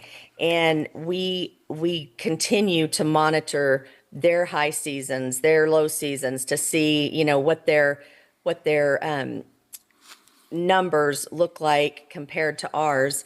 And then that can help us, like, say, one thing that we're doing right now is the New Mexico Tourism Department. In this next fiscal year, they are going to push their advertising, the New Mexico True stuff, to Southern California, the Bay Area, and then they're also adding Oklahoma City and Tulsa area.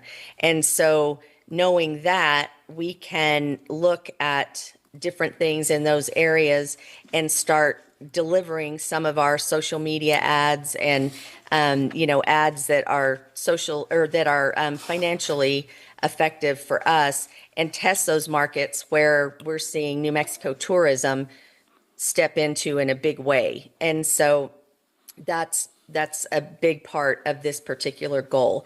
And we just see it as, it's a really crucial exercise as we continue to build the Ruidoso brand, especially after all the stuff that has happened.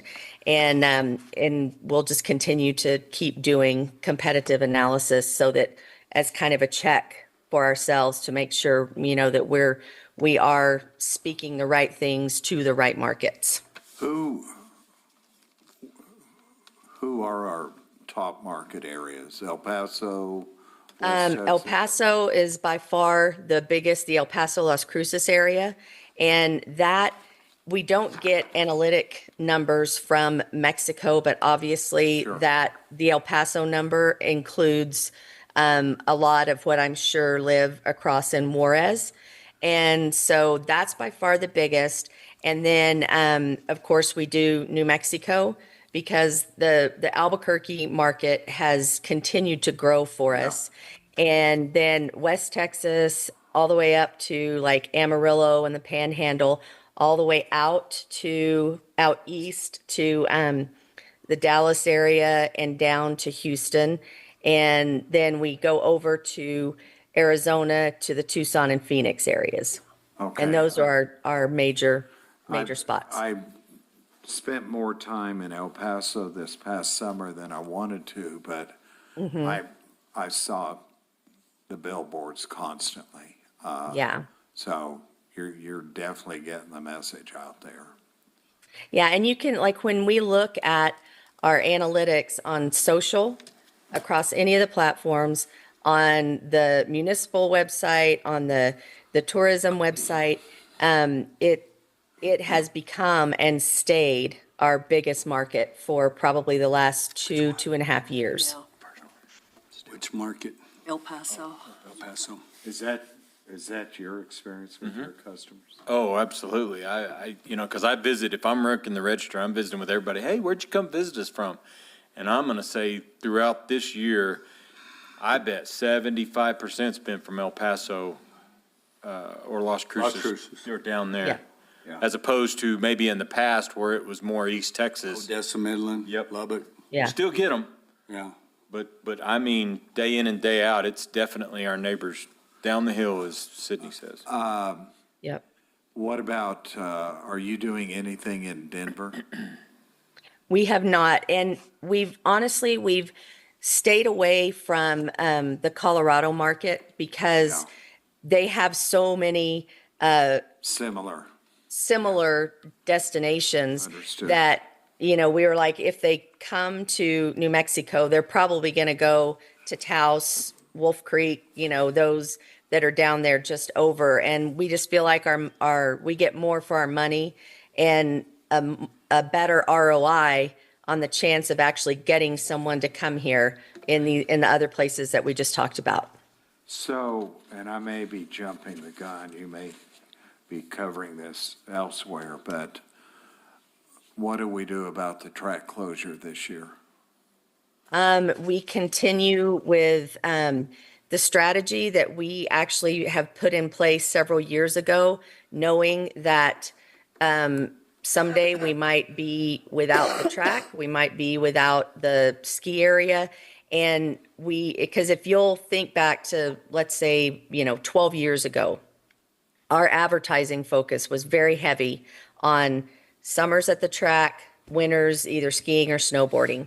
And what we began to see is that people, once we started, developing our trail systems and having more assets and attractions that were outdoor, the hiking, biking, all of the outdoor stuff, the deck sitting, that a lot of people were coming up here for that. Like when we did market research, it was like, yeah, there were people coming for racing and for skiing and snowboarding, but it wasn't the numbers that we used to see where it was like, well, 75% of people that come here in the summer go to the races.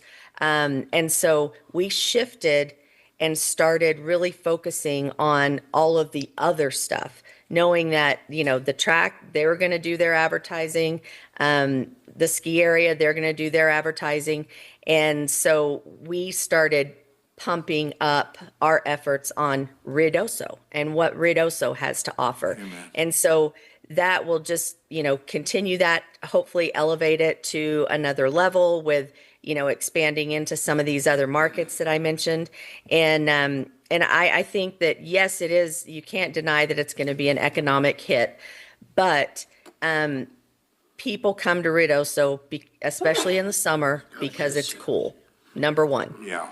And so, I think we just keep our eye on the ball and talk about everything that Ruidoso has to offer that is not track related. Are you doing any counter programming against, and I forget the guy's name. Figueroa. Yeah, that, this weekend, beautiful snow, and he made it out like a disaster, and Right. trees were falling everywhere. The sky's Are you able to counter that at all, Carrie? Well, we can, we can continue what we're doing about, all the stuff that there is, all the good stuff and all the pretty stuff and, Right. but, I mean, we're not gonna do like a complete counter post or Understood. address it. Okay. And then, are you coordinating at all? Or are they coordinating, for example, the inn? Do they coordinate anything with you or? Nothing.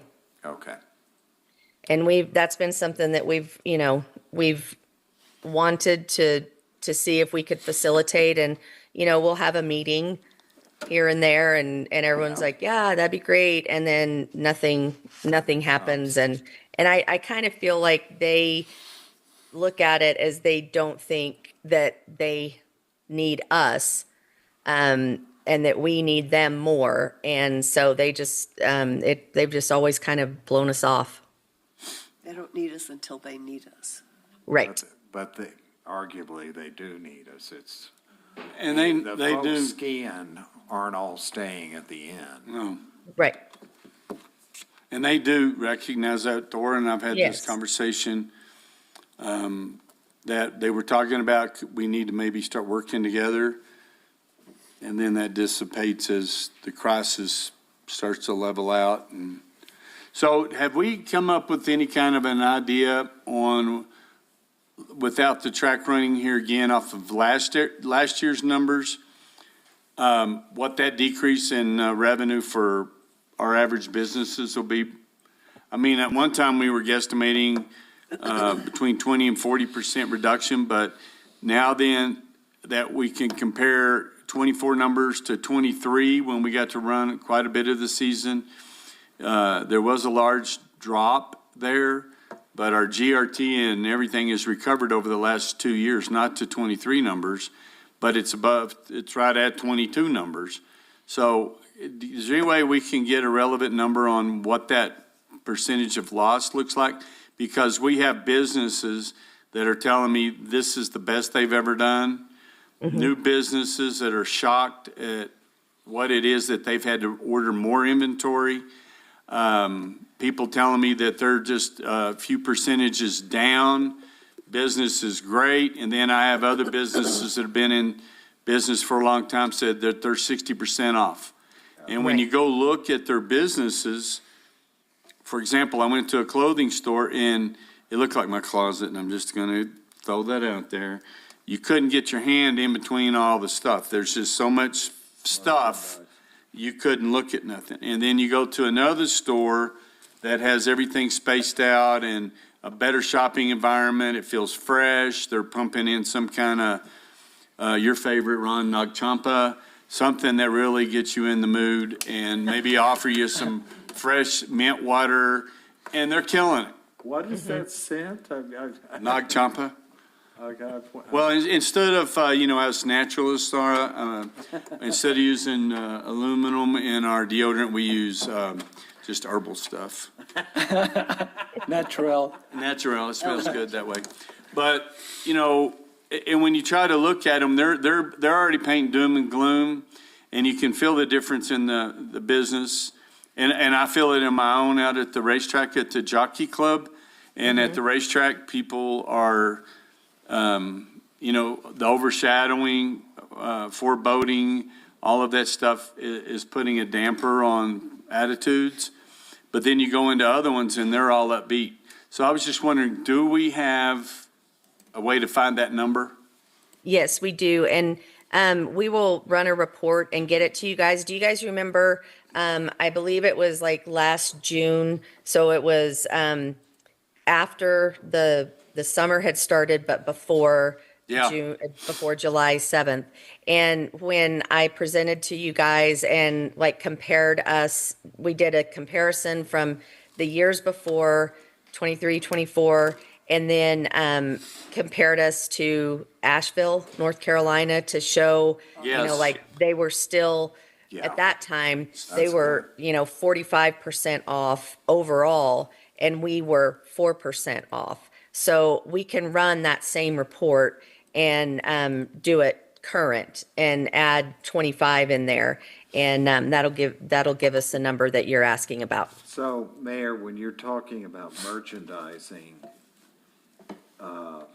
back when I was working here, we had the Main Street group come in and visit the Midtown merchants to give them suggestions on, Merchandising. yeah. And we've brokered that with them, and the ones that accept that and whatever are part of the happenings, but there's some of the older businesses that just, Yeah. we've been doing this for 20 years. I've got 4 locations. Don't talk to me, I know what I'm doing. And so that's what we're seeing experiences, or they've changed their business model 3 times in the last year and a half, and people aren't sure what you are. Yeah. And so things are growing, but I just want to have statistical data that we can show, because when I show the GRT numbers, people still don't believe that the village has recouped that much. When in fact we have. We're going to have to, or the businesses may have to change their inventory a little bit to go with the people that are coming here. Well, and I go in and talk to business, and then the manager and different employees will, when they see me later, they'll say, he or she wasn't truthful with you. Come here and look at these prices. They haven't ordered that much inventory. This inventory is 3 years old that we're pulling out of the back, and look at the price of this shirt. And it's like $200. It's like, well, what brand is that? I never even heard of it. She said, one person may come in here and they like it and they buy it, and money's not an object. But most people pick it up, look at it and go, wow, and stick it back. And then they move on down the road. So a lot of it is price point. Some are using it as a way to get rid of every bit of their inventory at the maximum amount of money. And so when we're talking to RMA about merchandising and freshening the store and all the different things, most people are, the ones that are doing it are very successful. And then there's just some that need no help at all. Yeah. The soap, it's always about the soap. So if we could just have those numbers so that we have some more data to show. Yep. No problem. We'll get those. Anybody else before I move into digital? The next goal is to have a digital strategy in place to increase brand awareness of the Village of Ruidoso as a vacation destination. So that focuses solely, I want you to think Discover Ruidoso and the website and the social channels that are non-municipal.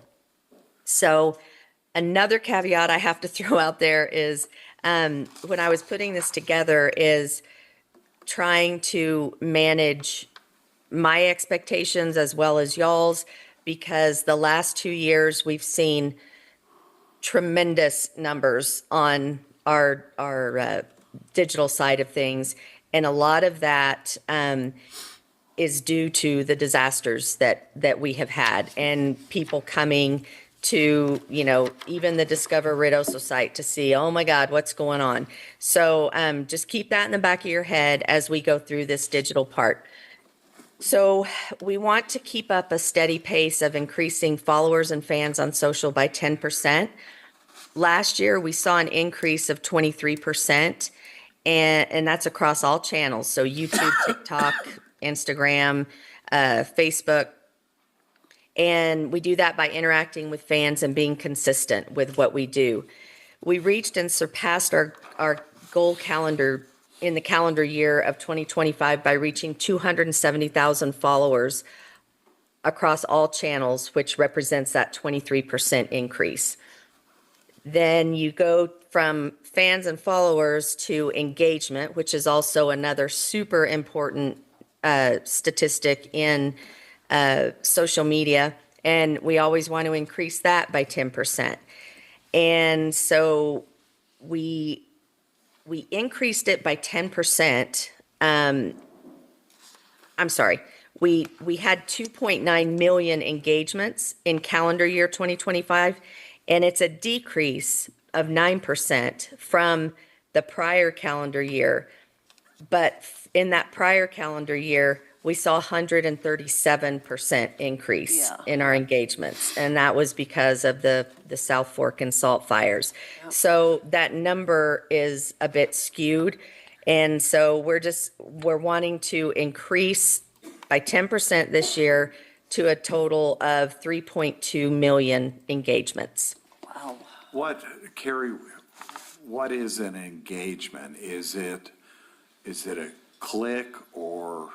It's a number of things. It can be, because think of how many times you just scroll and you don't do anything. You read and you keep going.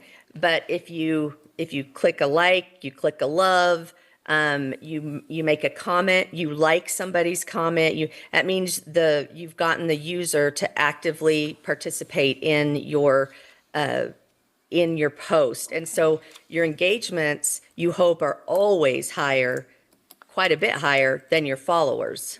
Okay. Those numbers shouldn't be even, because you want those 270,000 followers to generate 3 million So engagements. when someone shares a post, if people they share it to are clicking, you're capturing that data as well? Yep. Okay. Yep.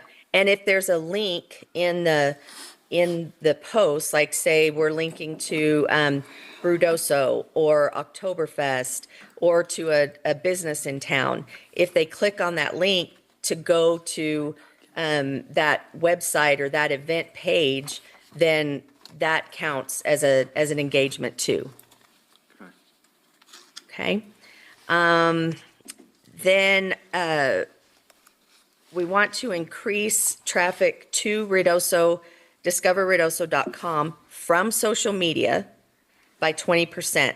So the reason we do that is because we want social media to be a vehicle to drive traffic to the Discover website. And so this is an important number to see and make sure that we are doing that. If this was a low number, we wouldn't be doing right on social media because nobody was coming from social media to the website. So we are aggressive on that, and every year we'd like to grow it by 20%. And so we had 879,000, so almost 880,000 visits to discover.com from our social media channels. And overall, that's a 128% increase over last year, which indicates that our efforts to drive traffic are working. So does anybody have any questions on that? Because I know that one is kind of, people are like, well, why do you care where the traffic comes from? Well, this is a double check for us to know that our social strategy is working the way that we want it to. So I'm preaching to the choir, but you've heard the criticisms that we're advertising in the wrong markets. We're not spreading the word about the village as a whole. Right. What you're saying runs completely counter to those criticisms. It does. Yep. And Those people don't have any basis. right. And and that's what's important about, I mean, we've got and it's not data that we make. We go into our website platform, which is Squarespace. We go in there and they have the analytics that are, and we don't have any control over those. It is what it is. Just like on Facebook, Instagram, all of those, we go into their analytics and pull ours. And so they're not soft numbers that, people can poo-poo and say, well, they don't, they're just making that up, or they don't know what they're talking about. And the Mobilytics data, same thing, not our data. That's, they are curators of that data. And then we go in and we put together the type of reports that we want. And that's how we get these numbers. So they're not soft numbers. Yeah, good point. The last goal here is basically what we just went over, only from the municipal side of things. So develop a strategy, digital PR, and public information added into this one to increase the Village of Ruidoso as a municipality and a government entity. that ensures timely distribution of information to residents and local and regional media. So we always want to establish the municipal website as the go-to destination for all village-related information. And we've worked diligently to do this for, I believe, for many years.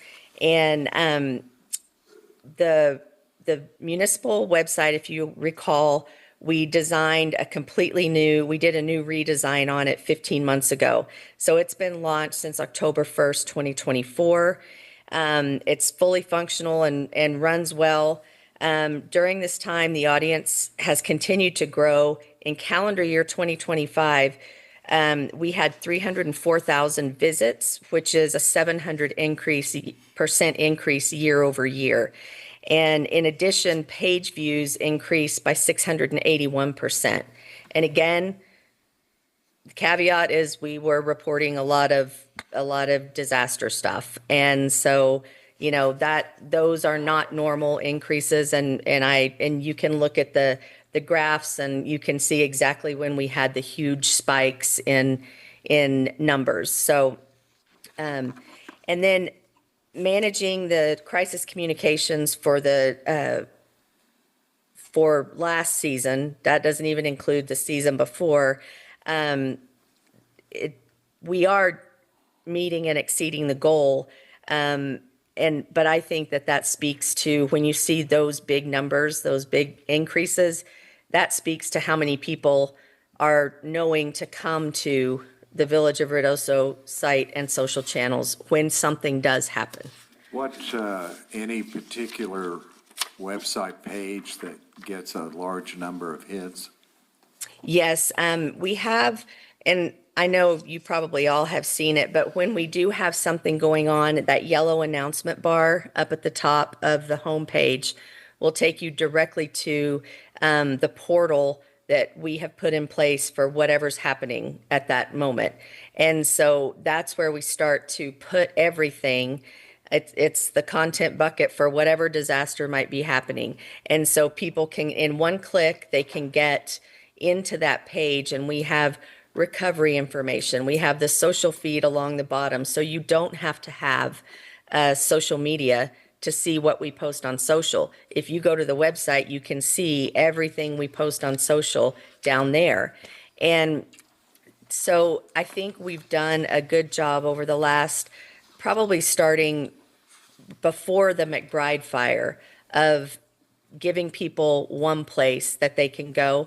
And the second piece to that is right after that we call it the dashboard. Right after the dashboard, when there's something going on, the next highest page is the webcams, because people want to see, what's going on. I'm just continually impressed with the responsiveness. I'm on Facebook, I'm not on any of the others, but when someone posts a question, how quickly you and your team get back to them and direct them places. That's an unheard of resource, and thank you for providing that. Thank you for seeing that. We know and we understand, and we don't know the answer to everything. Like, we don't know when your power's going to be back on, because it's not us. But we can, especially with how the EOC works. If someone says, "What do I do about this?" we can chase somebody down right there and find the answer and get it back out to them. And I think that's something very valuable, because a lot of municipalities don't allow comments at all. Yeah. Which would be sort of wonderful, but it doesn't make any sense.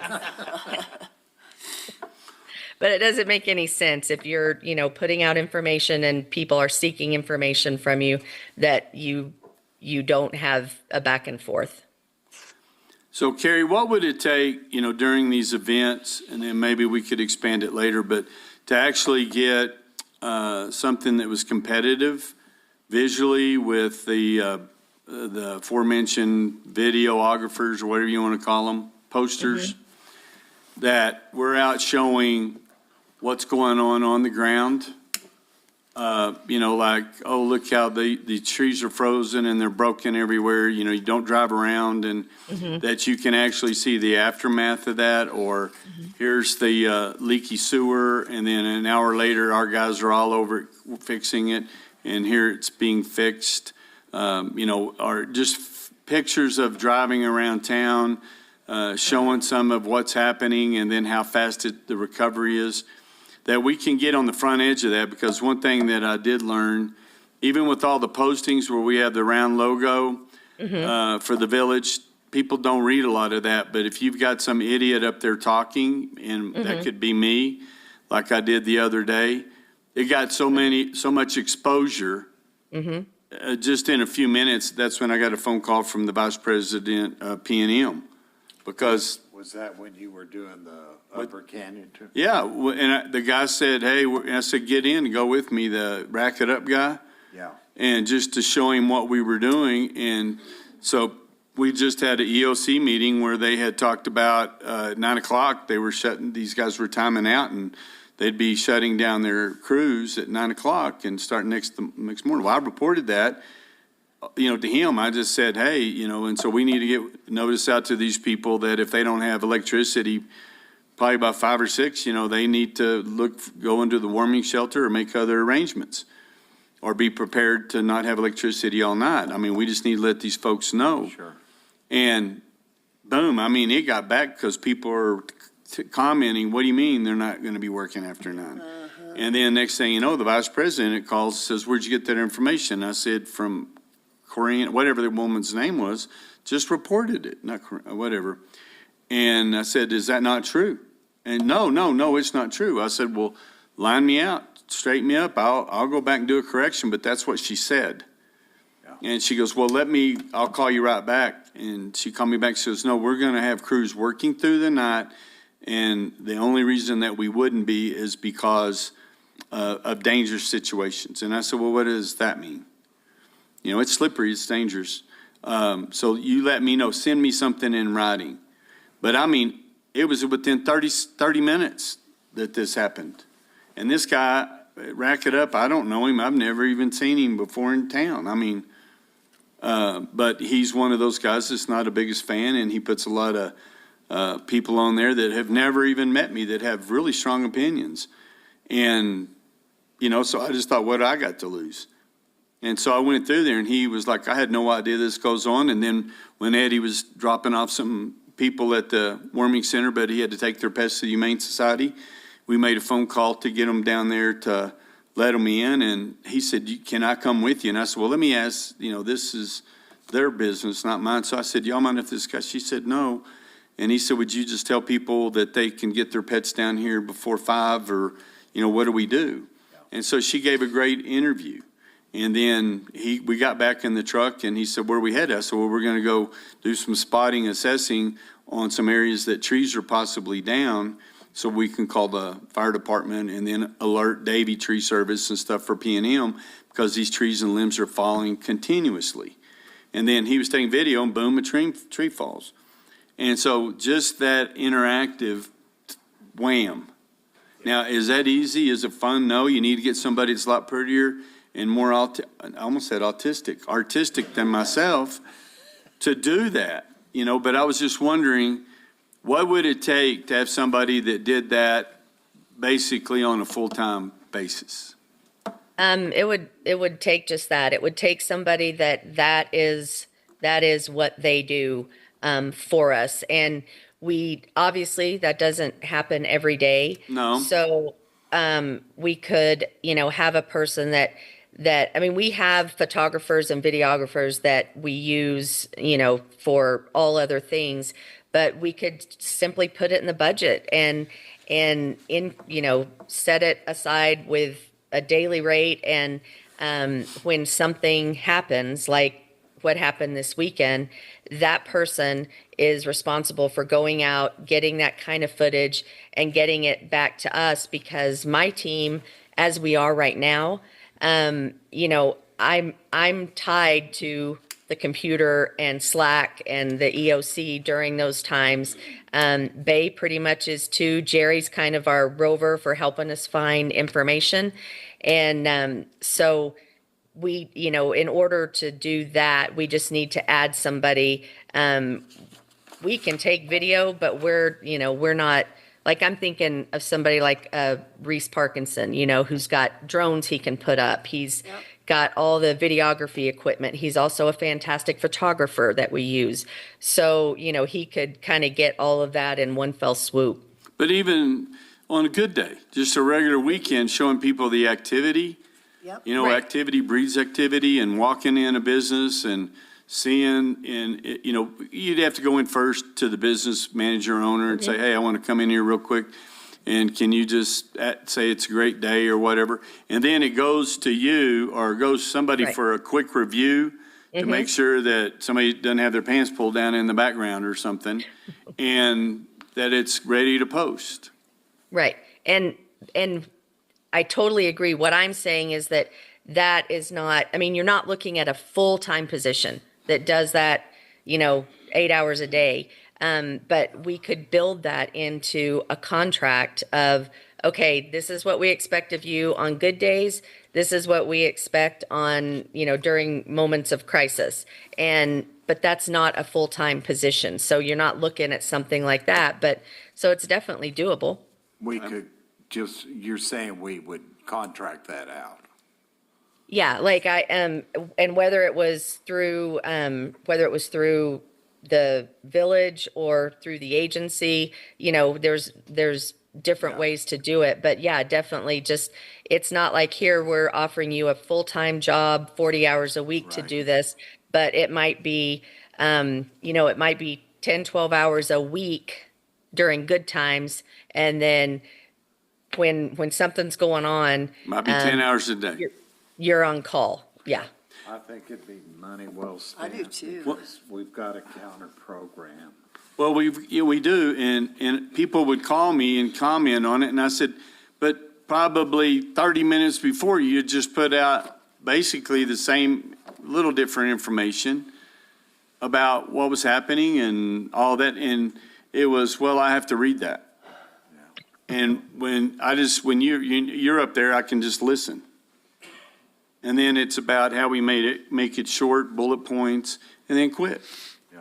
And then you have another one later. How much airplay is this guy getting with his disaster videos on? Figueroa, Yeah. a lot.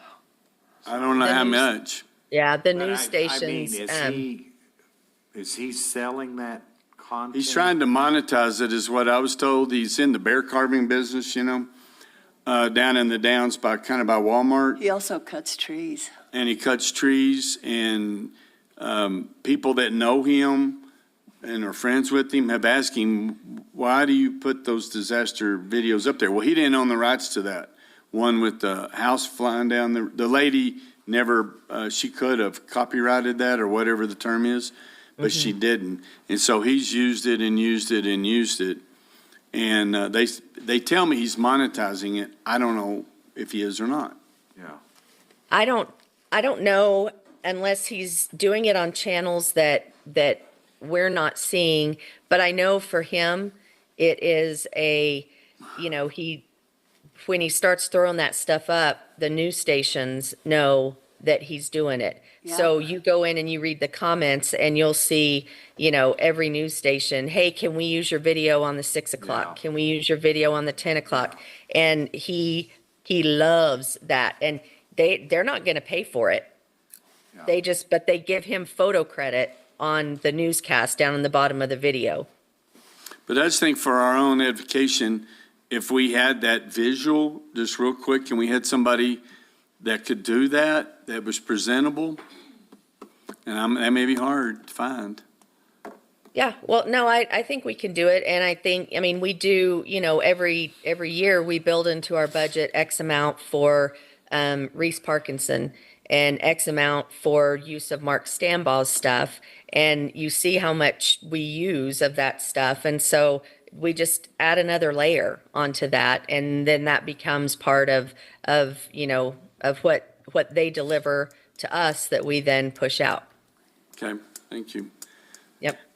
But if we could see something on what that would look like, that would be great. Yes, I will do it.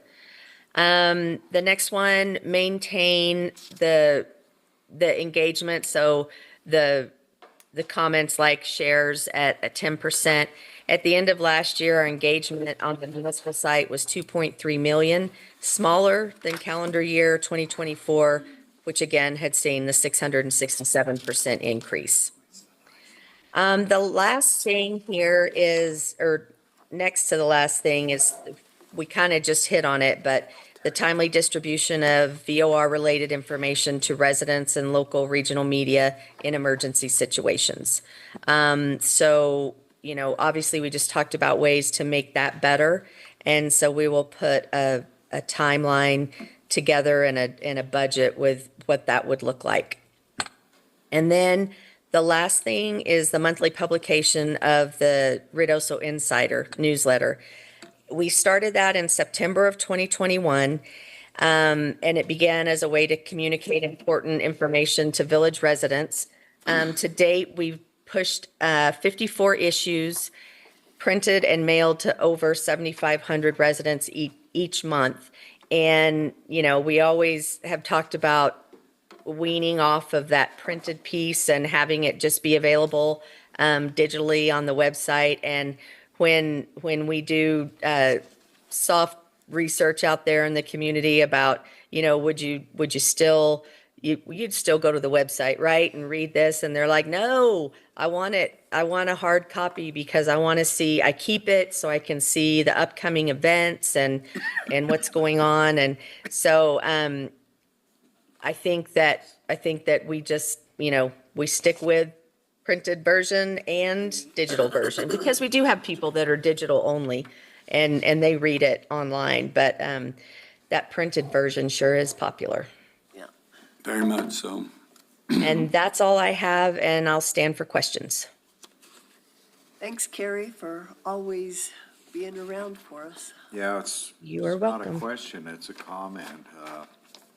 You've saved our bacon several times, thank you. Bacon saver, that's her. I'll take it because everybody likes bacon, right? And everybody likes bacon. Thank you. All right, thanks. Bye. Alex? Bye. Alex? He's outside. Alex left. Who was it? Alex. You ready? Okay, I've got to step out just a minute. Okay. Good afternoon, Mayor, Council. Good afternoon. Hi, Alex. So we will go through community development proposed action tactical plan for the upcoming year. First item would be in regard to economic development. And this is a item that has been in the tactical plans for a number of years. There's been some progress made toward this. Would say the biggest thing that we anticipate having happen to move us forward with this is the Economic Development Director position that is being coordinated out of the executive department. And then once that person is on board, creating a work plan and partnership with them to identify the priorities, a overall economic development strategy that will also be influenced by, of course, the comprehensive plan process that is happening now. And so we can then work with the other partners in the community, such as the Chamber of Commerce, such as the Midtown Association, in order to have a coordinated economic development effort to look at our priorities, look at things that we are saying yes to, so that we can focus on those things to, again, maximize the investment of financial and time resources with that. So in there would also say as part of this, we are wrapping up the EDA grant for the Upper Sudworth project. We do have a meeting scheduled next Tuesday evening with that steering committee to endorse the final concept so that Stantec can move forward with the design for potential construction of that project with that, so that we can complete that grant on time. And that just goes from Meacham and Sudworth to the circle. Yes, ma'am. Yeah. We'll see how that goes. And And our park is part of that? Mayor Pro Tem Salas, Councilor Letterman, that is just for that immediate area there on the upper Sudworth. Yeah. And that's a grant, we're working with the EDA on that. I'm administering the actual grant. And we should have something by June, I guess, is when they're working on the final design, and we'll move forward. And at that time, we'll also be seeking funding to do the construction, so. Right. If I may add to that, the current concept that they're proposing to be the selected alternative does incorporate, if you're speaking of the portion of the, I guess, the northeast portion of the roundabout, the traffic circle that the village does own, a portion of that would be dedicated toward additional, I guess, right-of-way, is the way to put it, to expand that roundabout so that it is safer and more functional. Yeah, as well. So that more or less is where we are with the economic development goal strategy that we would be looking to do in the next year, as well as ongoing. And the goal strategy is a person. No, it's at this point, it is a person to serve as the point person. Right. In that, yeah, to coordinate that, and then work through all of the, a bit like the comprehensive plan, one of the things with the comprehensive plan is bringing together all the actors in the village that are doing things, and being sure that efforts are being streamlined, coordinated, not duplicated. Right. Yeah, Okay. is in that as well. And so, And Mayor- another partner that I should mention with this, of course, is Eddie Ryan, because he also liaisons with the Midtown Association, as well as his efforts to bring in events and other strategic partnerships as well. And the chamber, of course. Yeah. Mayor Pro Tem Salas and members of the council, and we do have an advertisement out for an economic development director, and we're still looking at applicants, but right now it's still ongoing. That's been out for a couple of months, right? has been, About November, I kind of Yes. remember that. I also recall, when you mentioned a staff person, remiss for not starting off with my organizational chart as well. So we have a new administrative assistant. We just completed his 30 days today. Mike Schrolik is the administrative person. He also, his post is up front, so he also is responsible for greeting people as they come in, answering the phones and such, as well as taking care of primarily, he's our primary person for business licensing, business registrations with that.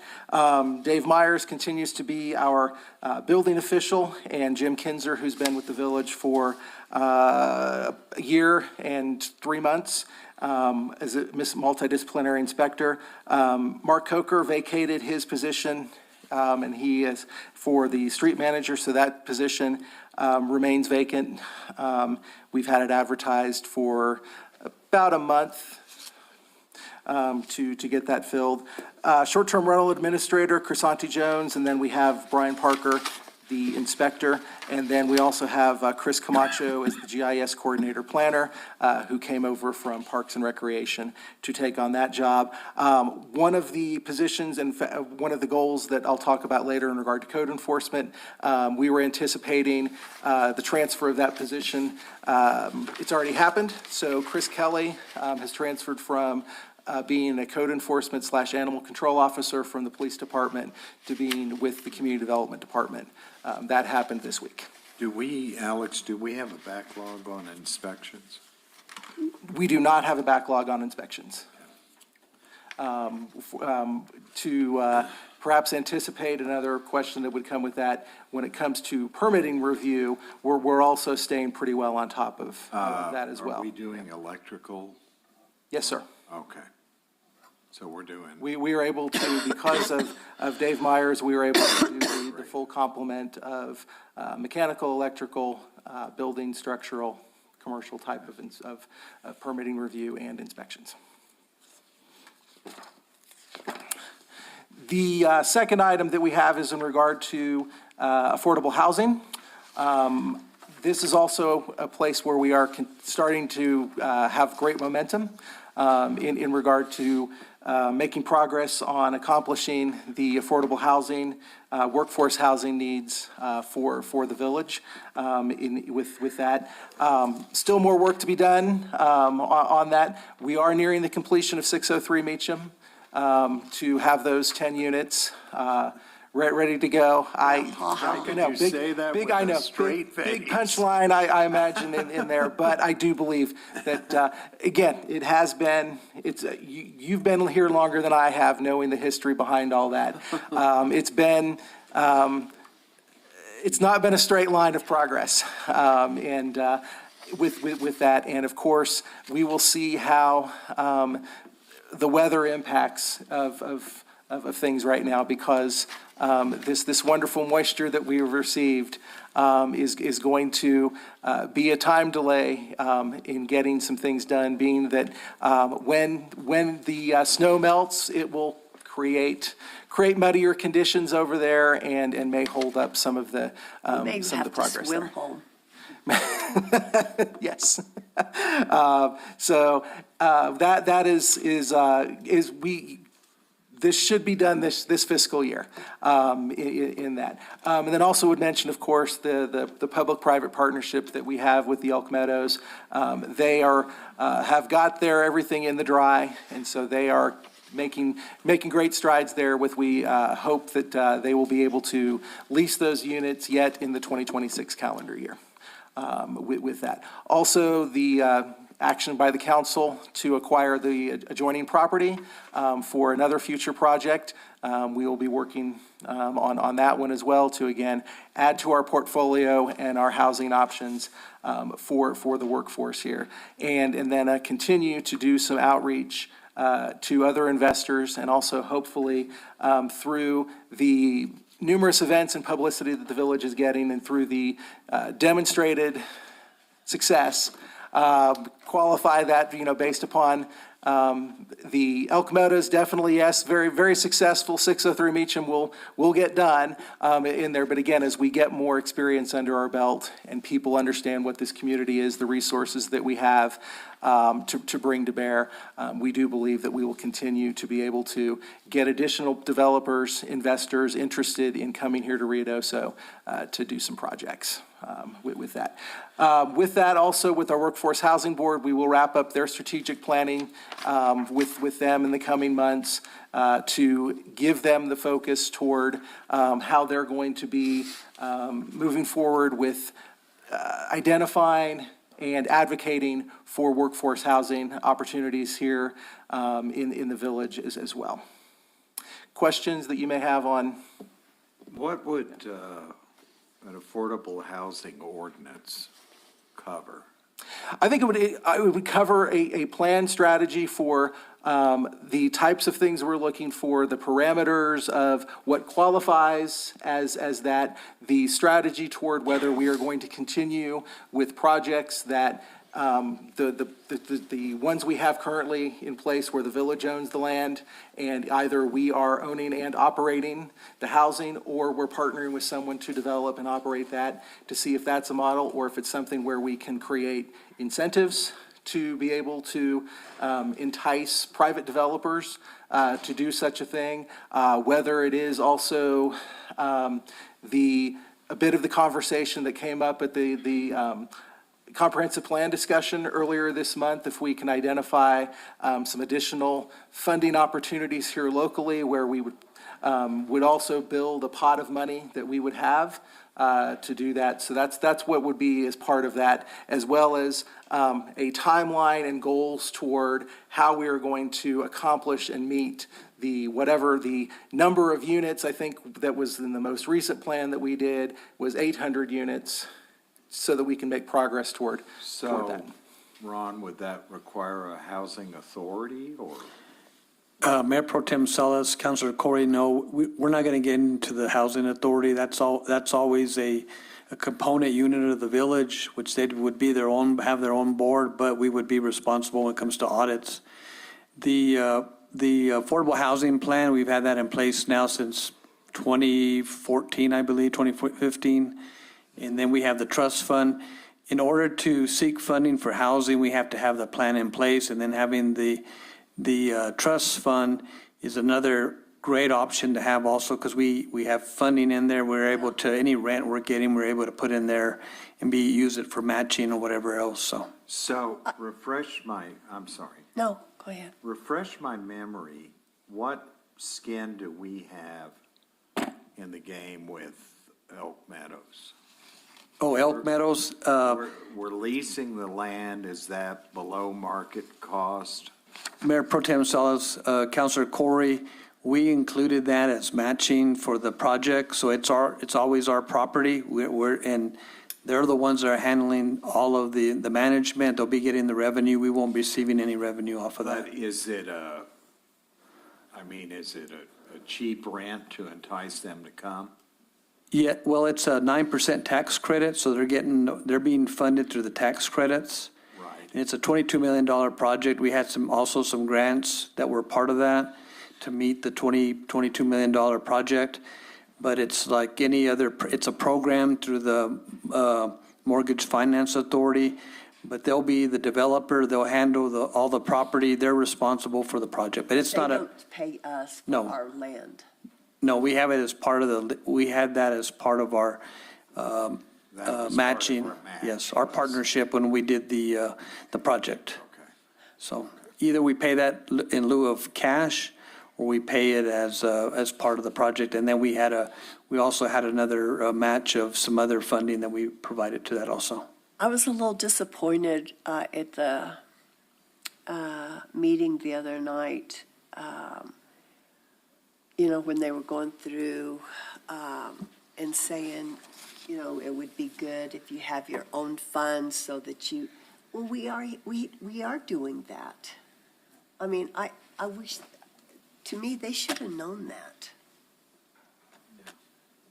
Well, I think that's part of what we're talking about, fine tuning that plan. Yes, and that'll be part of the committee, the steering committee, is to provide that information, and us talking directly with Able City is that we have all those in place, and that's why we're able to get additional housing money and assistance, and also with the two disasters, I mean, that's, we've also received leverage on that, on additional funds. Next up would be with our goal in regard to permitting and inspections, and making sure that we, as best as we can, to streamline our operations and be effective and efficient in what we're doing. The number one part to that is, I hope it's not, I've not been completely tuned into what's been going on the last couple days, but that's the MyGov permitting software that we are going to be implementing with the anticipation for that to be going live in April, with our intention to move all of our permitting and online. So submitting plans, putting in applications would be an entirely online proposition.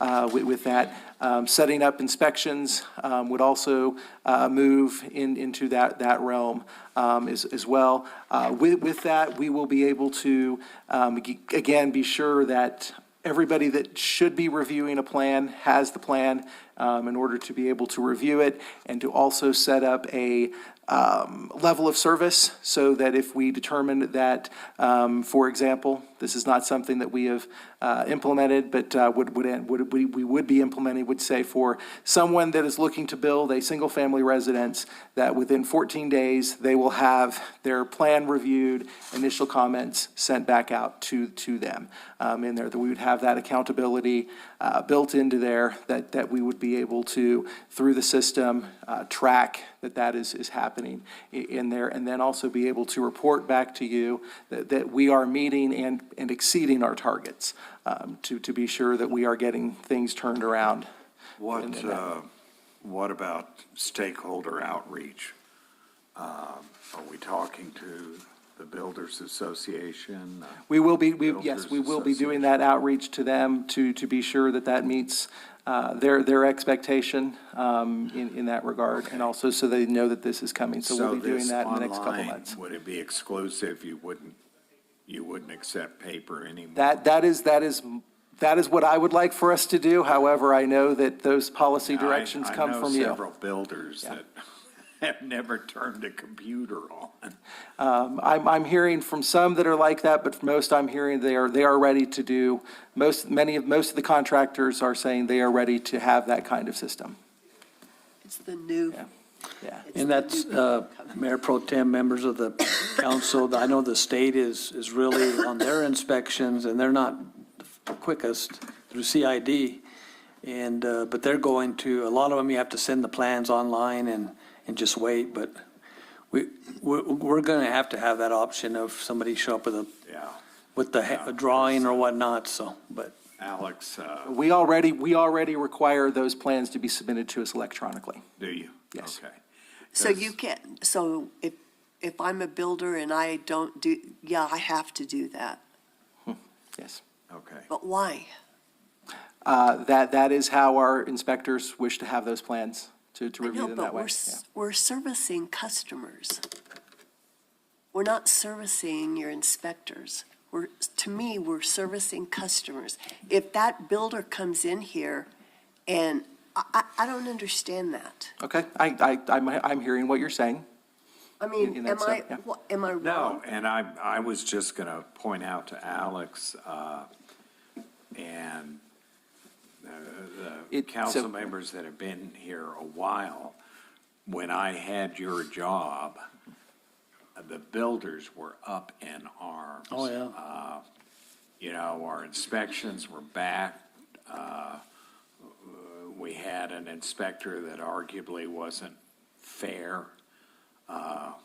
You know, that's why communication is critical, but I'm with Susan and Alex, you know, maybe you're taking more hits than are deserved, but we're in the customer service business. We're here to facilitate the growth of the village, and I think that we always need to be sensitive to that.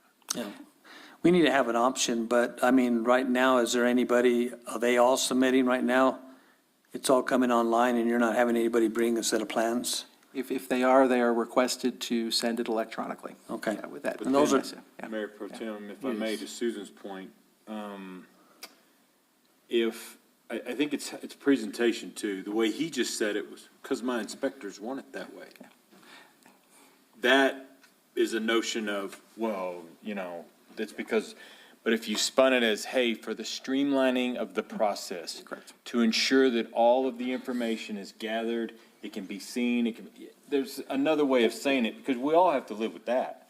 You know, you go, your insurance wants this, or you go to the store and they say, well, I don't take cash, you know, you have to deal with it, but how is it presented to you? Is it forced down your throat and then you choke on it, or do you go, oh, okay, well, it's not that bad, this is why I understand?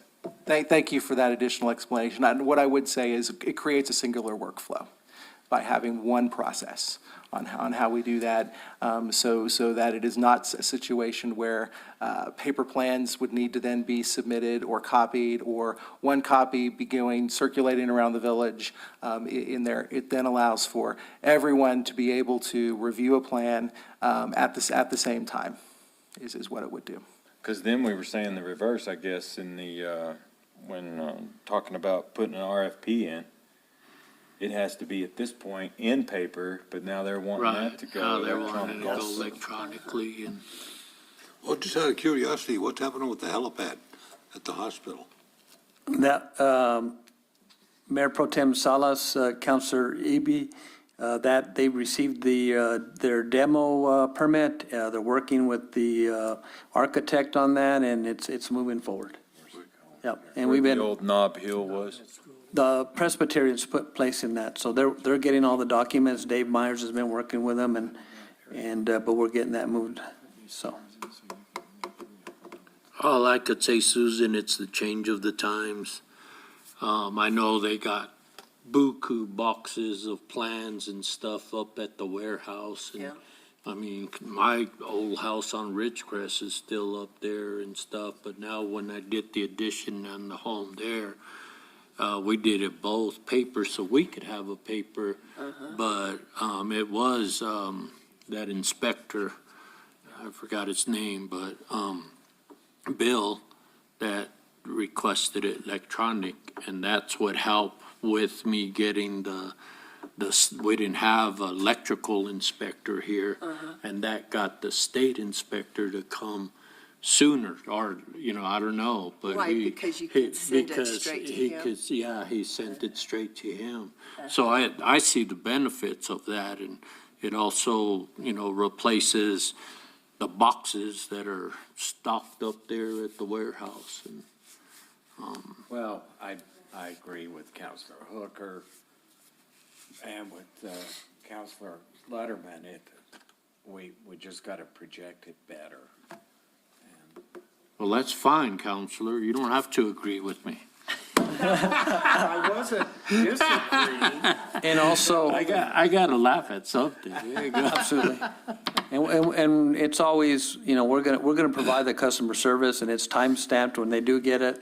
There's times when they bring something in and there's something missing in it, and that way it's easier to respond to, but we're always gonna provide that customer service. And you're right, I'm with you on customer service, because when the pool stopped taking cash, I mean, I saw quite a few angry people, walking away.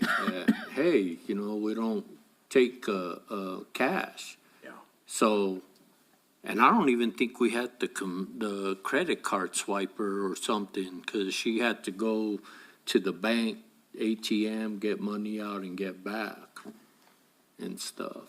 So that's where, I'm always objecting that each department should take cash. Yeah. Regardless. I think what you're facing is a historical situation. Yep. As Counselor Corey talked about when he was in that position, when I came here 10, 11 years ago, that was discussed so much about how the differences in one inspector to another inspector, we're working on it, get out of here. I mean, maybe not to that extent, but it was just, there's a lot of complaints that come potentially from that, because there are people depending on moving forward with their projects. Ergo, if it says you got to do A before you do D, well, you're trying to jump over that. I understand that. Presentation and just that historical unrest, maybe. Yep.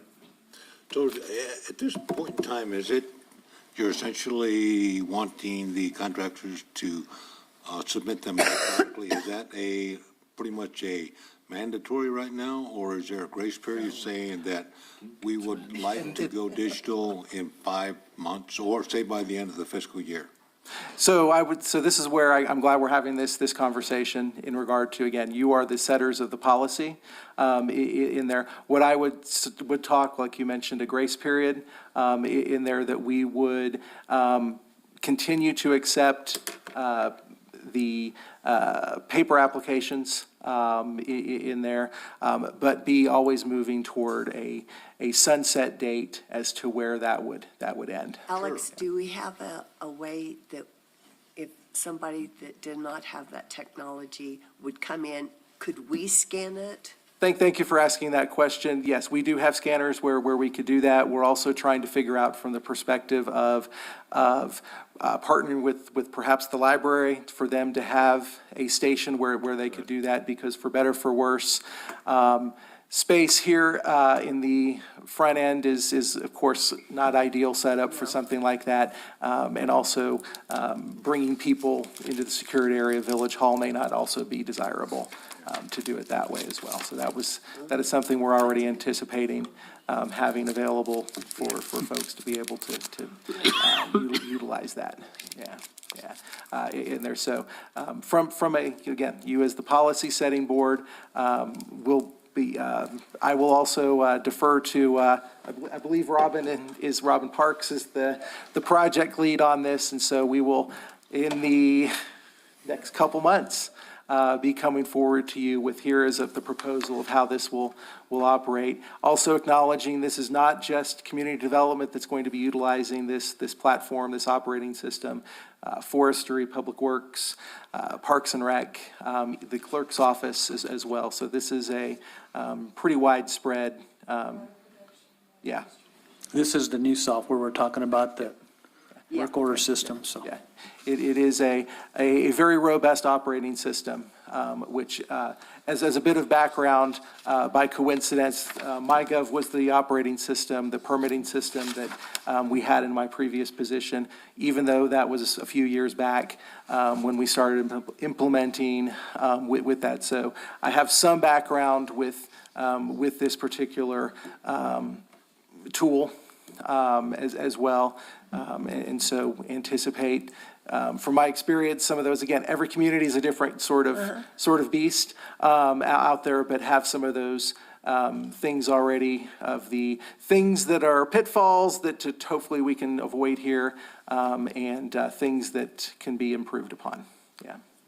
Well, I as well. appreciate you looking to the update going electronically, but also looking at provisions to deal with those who essentially were unaware or are not capable of, or just don't have the means to. Sure. That there will be assistance to do that. Next goal is in regard to the comprehensive plan update. We do have Able City and their partners engaged with the effort to update the comprehensive plan. We are looking for the complete consensus draft to be brought forward for consideration and adoption by the council in somewhere between May to August of this year.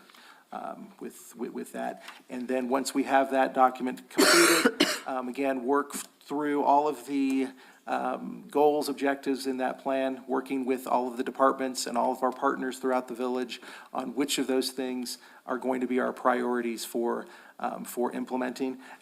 As the manager mentioned, we do have a 24-person advisory committee that will be getting together once a month with the consultant team on the second Wednesday of the month to have those check-ins, to see if what they are, to be sure that they're hearing what they should hear and that they are anticipating and proposing items for the comprehensive plan that are in line with what this group, which is a pretty touches all facets and parts of the community pretty well in there. So they will be that check and that sounding board and the advisory group to ensure that the comprehensive plan product ends up being something that is reflective of the input that is received and also something that we can implement, and that they also, as was mentioned, they have informed knowledge about what the opportunities and limitations that are facing the village from a resource and regulatory standpoint. This 360,000, that's already been budgeted. Yes, Yeah. I remember that. Yes. So Ron and Alex, I don't know if you're referring to the steering committee. Yeah. Susan and I are on it. And rifle. And rifle.